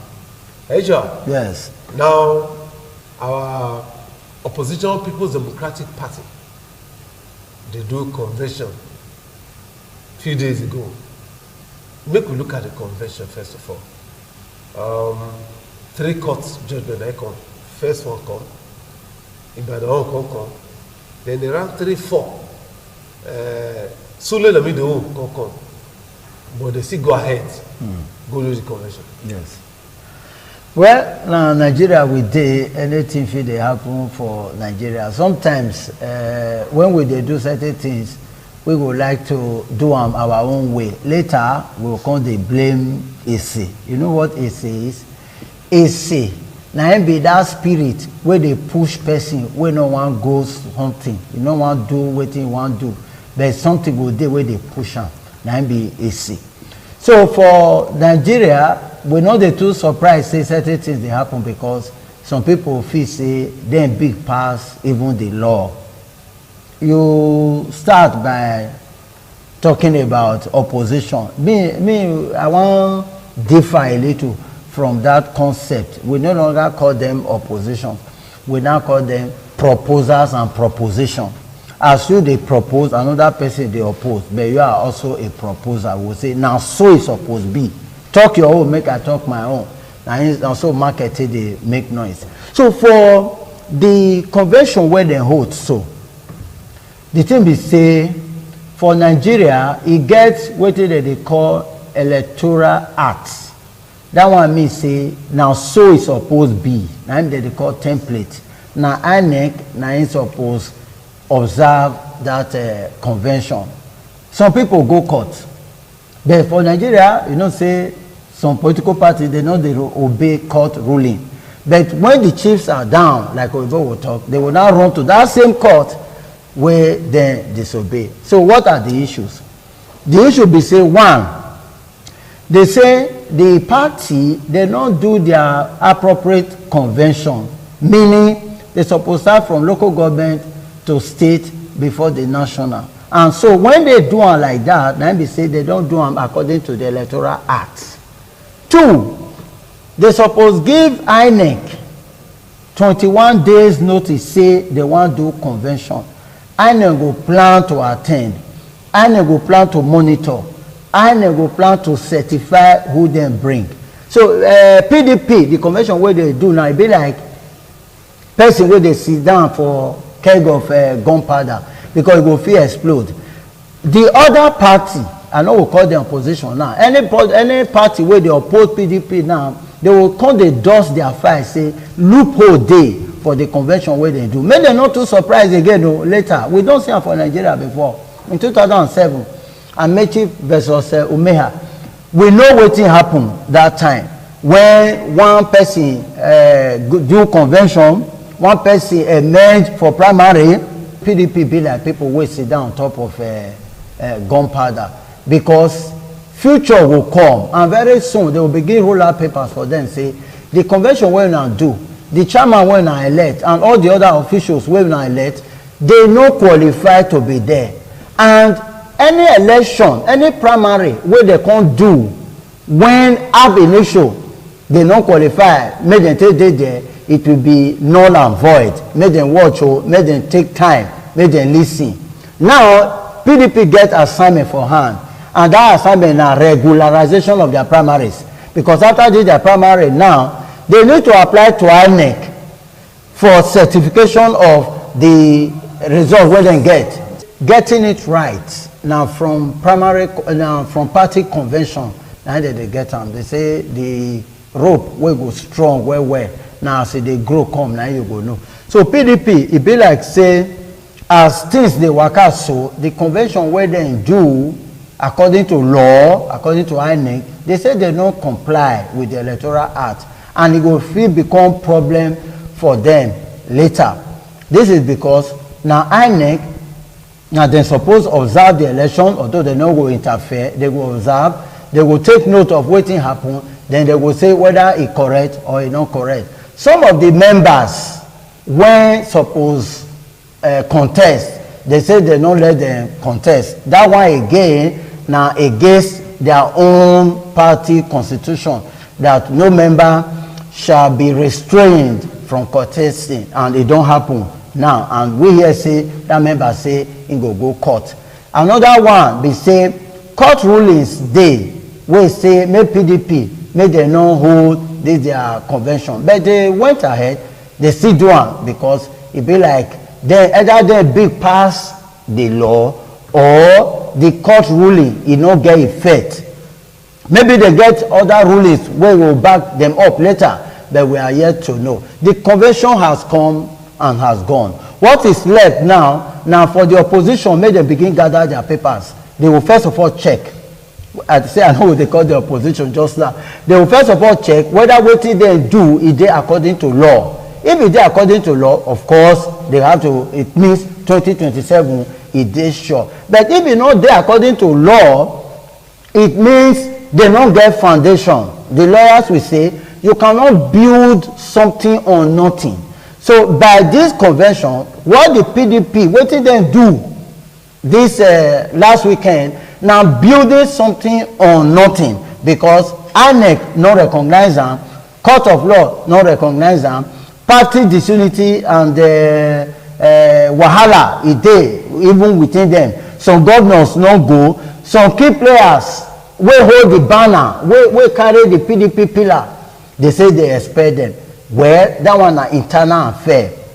Na people for house, wetin we suppose know about party and how dem dey do their thing be say party na association, and association dey get wetin dem dey call articles of association, how they go dey manage their affair. So if by themselves they come breach that article, it means they don destroy their own foundation, and the opponent will capitalize on that. It's a loophole, make dem take fire them later. The PDP, they don't do am, and they say anything can happen.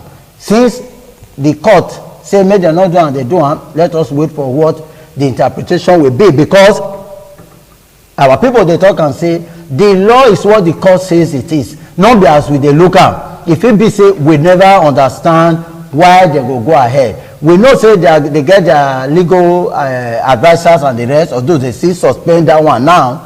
E get how they will interpret to Nigerians wetin dem do. They don dey celebrate, say new chairman don come, new ESCO don come. Wetin be the assignment now? They say one, now to bring together all the warring groups and the people wey no dey happy with the party since, make dem bring together, make dem come home, make dem sweep their house and form their party again. That is their first assignment. Then the second assignment will be make them they look ahead to 2027, how they will take come into power once again. Because as it is, PDP can't be like say in an anemic political party. Anemic in the sense that their blood will be the flow, the people where they pump the blood, the talk now do of the party be like say all of them, they don't sidelight them now and they don't drive them come on. Maybe we will get there so that we will talk about who they remove and who they never remove. Our brother Frank, one elder statesman for PDP, him Bukola Saraki, former Senate president, he don't occupy so many positions inside the party. He can advise proudly that they say, look, different court rulings they come. May we use caretaker, we will postpone this convention first until we settle our house. But our brother will be Makinde, he no agree. And at the end of the day, INEC no come for that convention. Frank. Okay, as INEC not come, as Ogari discussed on things, as INEC not come, no problem. But before all those other ogas them, we did PDP to agree, say, may they go ahead. They fit get that lever to say, we'll go ahead, because nothing they work for Nigeria. Nothing they work. So if you want to wait for the right thing, may happen, maybe in another century. So everybody ought to waka the way he wants.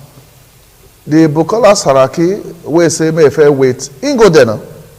Former President Olusegun Obasanjo, in there. They would hail them as they come. So they don't look the matter around till I say nothing go happen. Make them do the convention. Because now 3 major reasons we may see why they remove some persons. They say for unity, they say for discipline, and to prepare for 2027. They don't do stay for house. Maybe they're hungry, or Nigeria can't get as a be. They want to enter by all means. And to enter like that, if it be that's not politics, where different courts go to rule as they rule, good or bad, so not to frustrate the process of the convention. So now as the matter can't be, they don't say, all die na die, more go do them. Whether I come or not come, we'll see for court. And as we agree, now waiting court talk, now be the final say. So if court can't say at the end, say the convention no hold water, it will be like that. But if the convention say, they're doing well, now NEC not agree come. Why more problems they appear now? Because about 10 persons where they say they suspend them, but they remove them. People say they expel them. So now those ones we try and make noise now to make sure say waiting the convention what they do for Ibadan last weekend say not go hold. So to me, I agree with the party, though I not join any party, that as they want their own. If INEC not can go up to this moment, let's say about 30 minutes ago, I never hear the report of INEC. Why they not go and the implication. INEC suppose tell Nigerians the implication now. Let me say when money don't change hands, they say no, we go, we see her for Zoom, we monitor them, we watch her for television. So they call upon one part of the constitution to show say whether they did there physically or na Zoom, it correct. So all the people who come for the convention, they know the direction of that convention. And from their level of confidence, let's say that convention don't come, it don't come. And nothing anybody if do about them. Why Oga Wike and some about them they expect, they complain.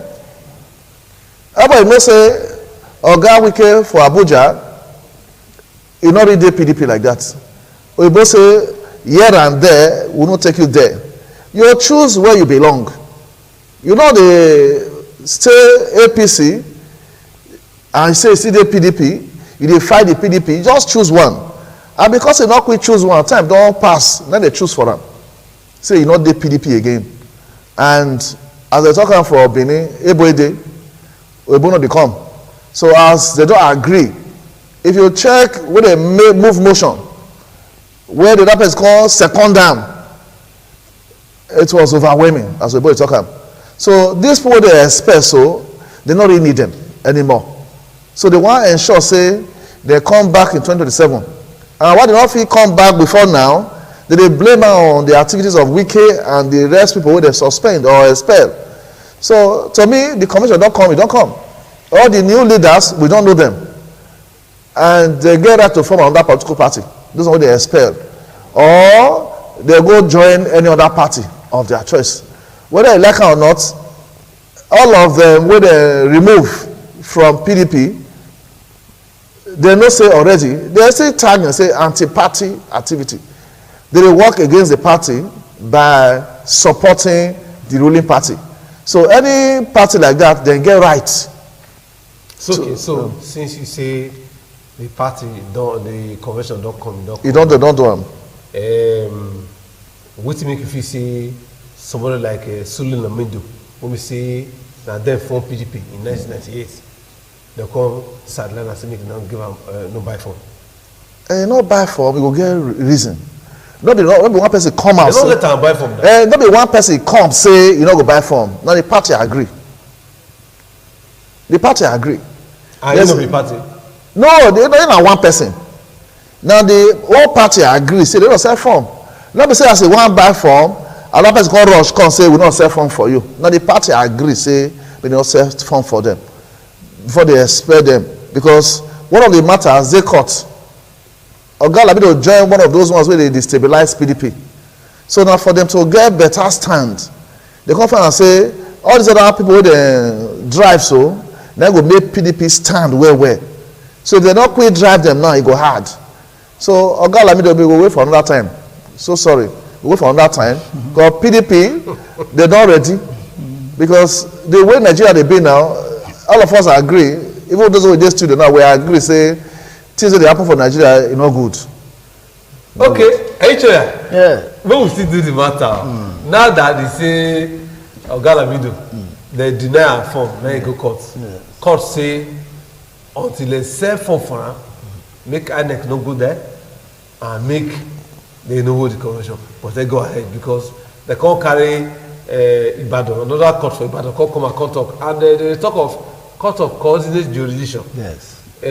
First court talk, second one talk, but they can say the law tells if two court of coordinate jurisdiction give order, and the last one they take. So the question when I want to ask me say, Olabode just come out for television and they watch and say why they still go ahead for the matter because of the fact that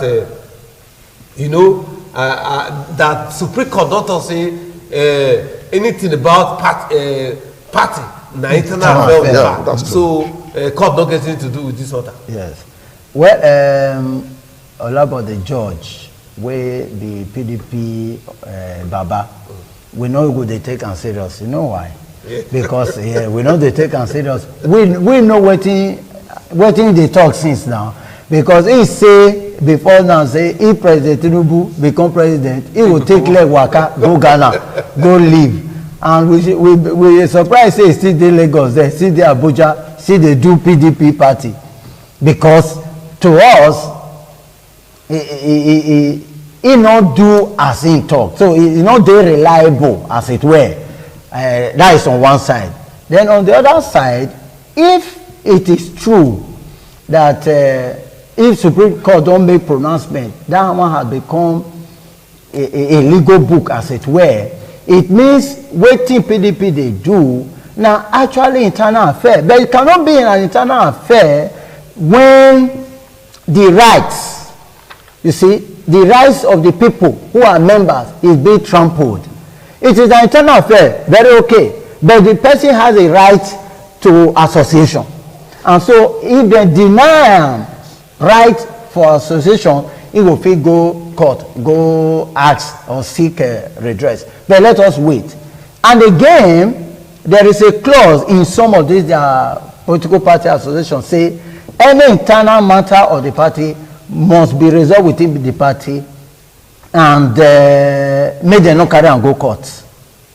Again, if you look that one in itself ab initio, it trample on the right of people, because you cannot say an aggrieved person not to go to court. There is no law that forbids anybody who is aggrieved from going to court. That again is against the Constitution. And according to lawyers, any law that is not consistent with the provision of the Constitution is, to the extent of the inconsistency, null and void. Now they don't say this person you know will fit do am, and the person say na im right to take do am. So what the law will be interpreting later be say, if get right true is he truly a member of the party? Then they will now also say, how you tell me so you be member? You could just be member by association. You could be member on the pages of newspaper. You could be member on social media. Are you paying your dues? Is your name in the register of life? Don't be surprised. By the time they actually bring out the register of the registered members of the party, his name will not be there. And so that is what politics can do to you. It can open your eyes to say, whoa, what I thought was is not. Now, the place is still very open. Let us wait for what the court will say later. But whether or not, whether convention there or not, if the court later agrees, say, na he suppose dey there, it means he will just waka, dust his shoes, and waka go to that position. So whether the PDP has done what they did or not, law will interpret am later whether he did right or he did wrong. But we live in a country where nobody respects the law except when it affects you. You will not cry, say, oh, the law becomes the last hope of the common man. But in essence, or in truth, you do not know that it is the last hope of the common man when you are doing and undoing the common man. Now it has come to their turn. They are rushing to the court. The court has said, do not do this, and you went ahead. Now that you have been removed, you are going back to that same court to say they should help you. Well, the lawyers have so much to think about now. It is harvest time for lawyers again, people will rush to them and they will start to interpret what the law is. All right, so much to talk about today for this evening for inside the program.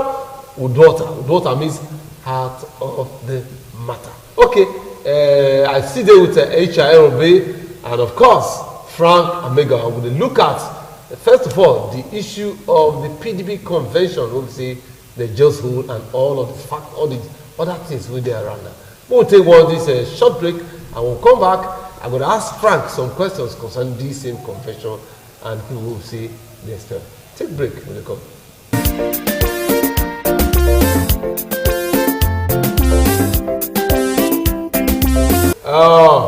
Like I thought, many minutes to talk about now. We'll look at the other aspect of the convention before we enter the second matter. Frank, and I shall say, HR, you will put mouth for this matter.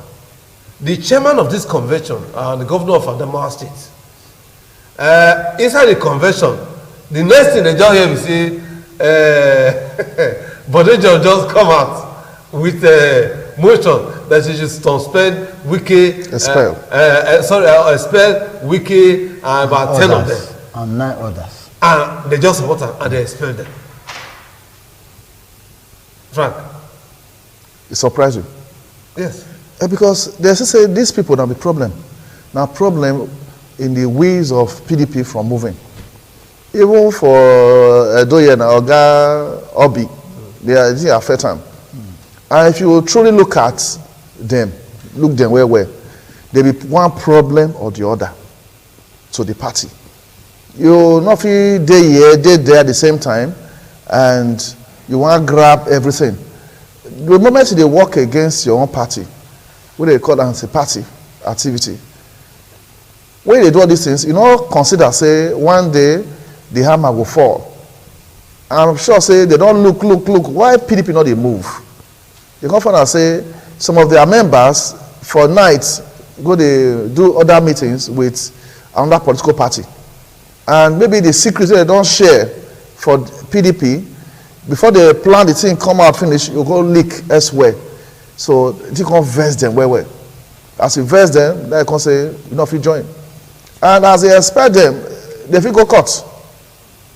And they feel go join on that political party now, freedom of association. Like the farm they don't sell for Lamido. Now simple matter, you know, reach anywhere, that matter reach anywhere. I don't first see similar thing for Nigeria here. Where somebody say you want to go join one professional group. They never drag and they say the form don't finish.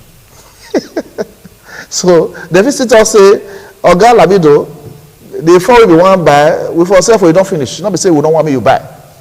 So these 10 persons where they expel, if you ask me, I should just ask me so no, I agree.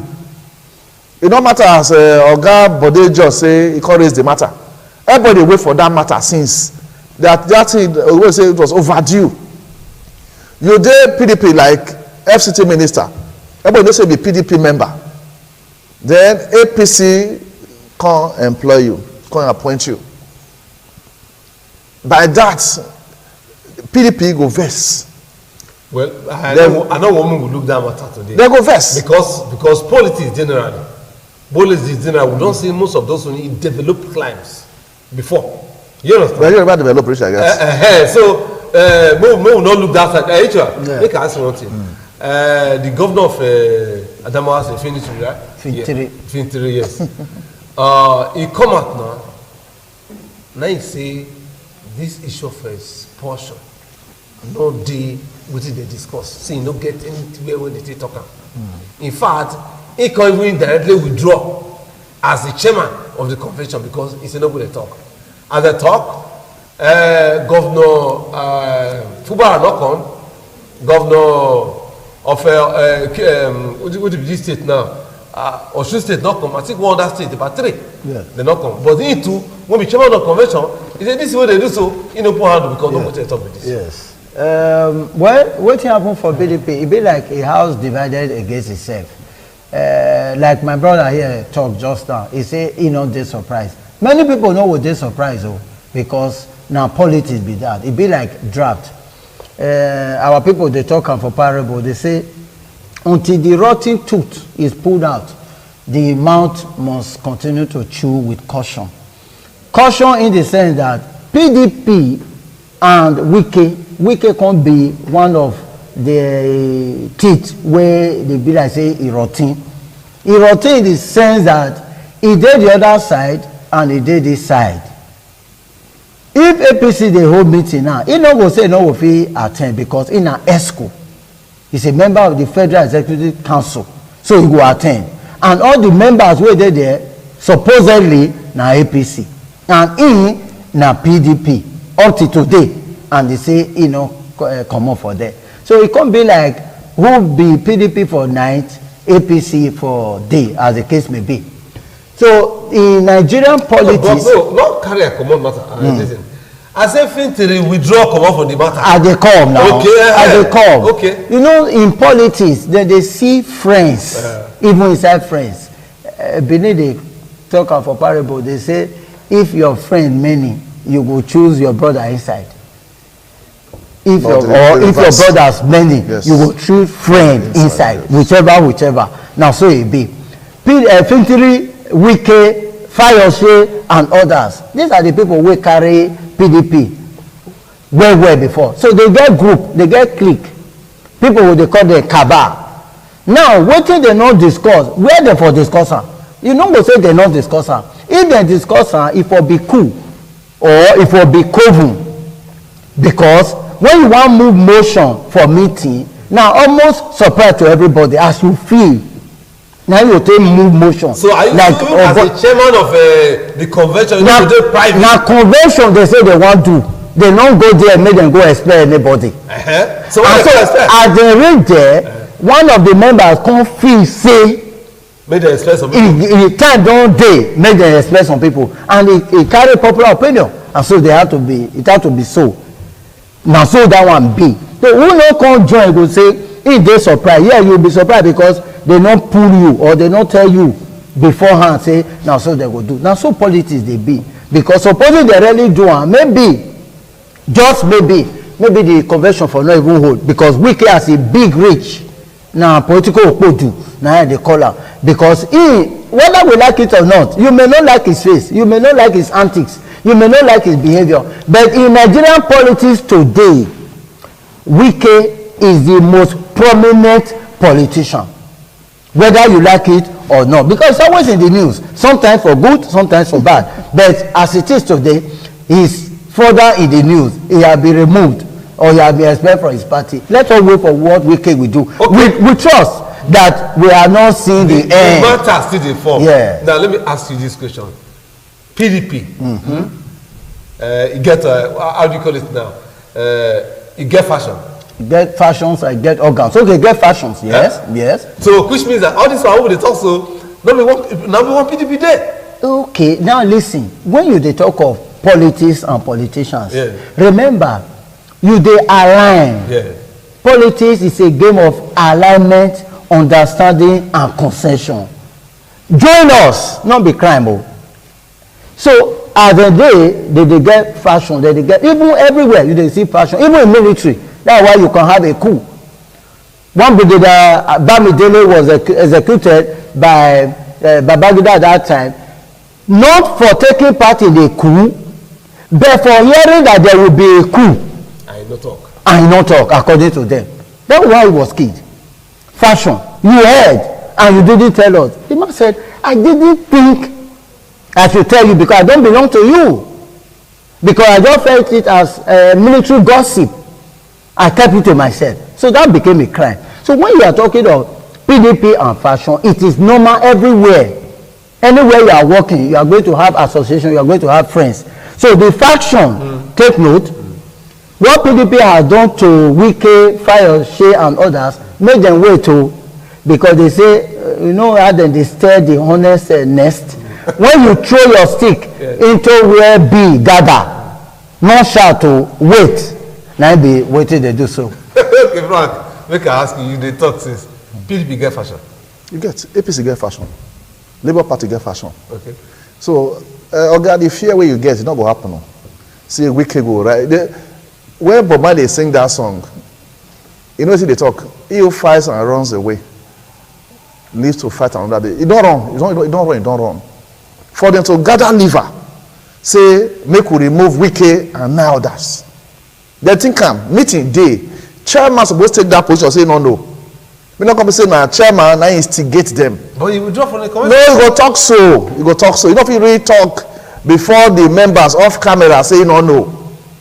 You don't know, be say, you know, one join for the wahala. We go bust. So no wahala go bust. So you don't say wahala go bust? No, the chairman they fear. They fear. No wahala go bust because them say they draw for you back. Wike and these people they APC.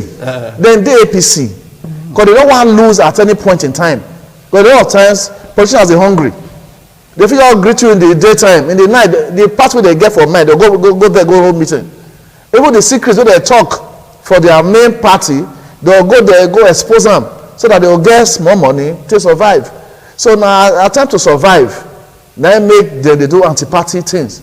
So Wike and the 9 others, they don't do anything. Okay. They don't do anything. Okay, right now, you say Wike and others don't do anything. We can ask you again, HOA, because this matter just expand ago. As I said yesterday, I watched for news. Adu Kefas, the governor of Taraba State, on Wednesday 19, he said, well, cross go APC. Let me say, APC, they expand every day. So where will they go from here? And he's supposed to be part of this convention. You don't come. Well, it be like Nigeria political terrain, it drift towards one-party system. One-party system. But that's supposed to make all of them together. No, now so you go think, Sha. You know, say, now, somebody was in the program the other day, he said, where belle face. Now, where food day, now, there ants, they gather.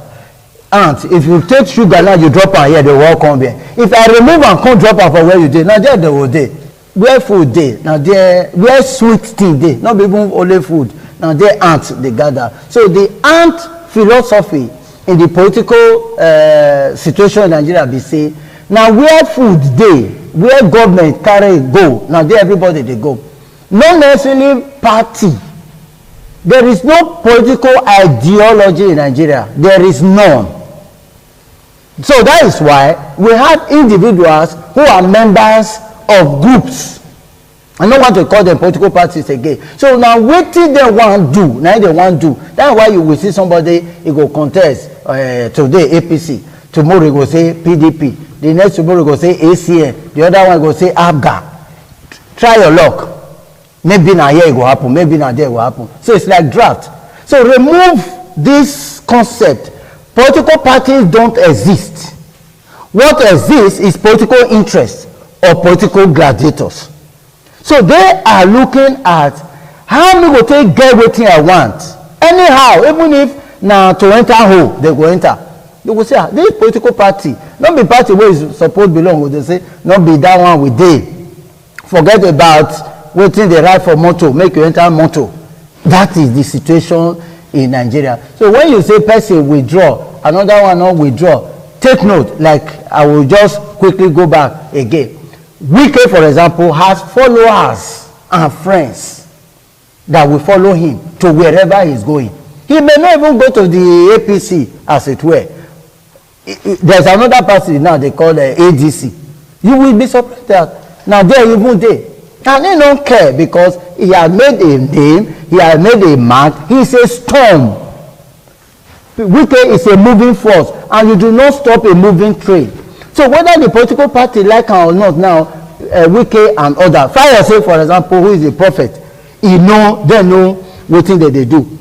So then they tell Nigerians how to play Nigerian politics. You get one small boy in my place, he say, we will be old people, so we don't know how to play the current politics. And we really dey see am. If they move, if they progress, every day, if they get promotion from one party to the other, and he's doing it.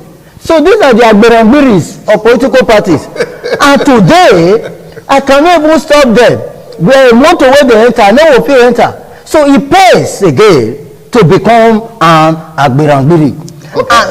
And it just have to be tough. Because politics in Nigerian situation today is a game for tough people. If you are not tough, don't go there.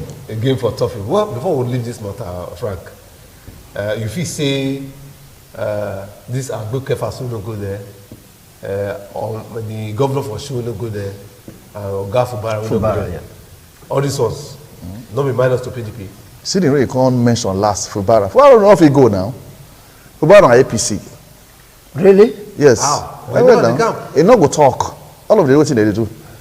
Even those who don't decamp to APC, they don't need the APC. Not out of fear. They go join so that may FCC not go after them. Fubara, they just settle a matter. And when they settle behind closed door, none of us here we know what happen. Say you go work for APC, just like when Wike be governor, he work for APC. So if you don't agree, say you go back as governor of Rivers State, but you go work for APC for back. If you don't agree. So if the agreement now true, then make sure say you not feel go Ibadan that day. If you go Ibadan, they invite and come Aso Rock again. But you just say no, play this thing openly again. So for the rest of them, apart from Fubara, we want to try save himself first. The rest of them, they are one thing or the other from Oga President Tinubu. So once that kind of thing they ground like that, as we talked sir earlier on, where sweet sugar day, now and go locate them. But why they not go? They don't make some calls. They said, my boys, don't go, stay back. We can get boys. He said, men not go. Most which go happen. So even those wait for generally go, but they don't get signal say not go, they go rest. So they know what they want gain. They know if they go there, what they want lose. So now for their selfish interest, it not concern Nigerians entirely. All right, if you just join us the program Daughter with the original from Independent TV. Don't forget, say, we can never tell that since we can not verse. You get the raffle draw we do for inside ITV. They call them as a time. People will cash out every 2 days. Every 2 days, 100K, 150. As the case may be, 200K. What you need to do, now just 500 naira. Star 347, star 732 hash. Star 347, star 732 hash. That passive income, that 500 naira, obviously you know what to do with it. Just take a drop. You're not going to say it. We will take this break again when they come back shortly.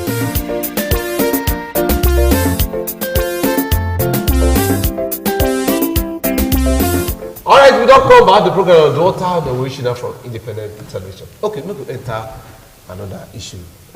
This morning, for inside Nigeria, we talk get this sad news again. Bandits enter one school for Kebbi State, carry 25 girls.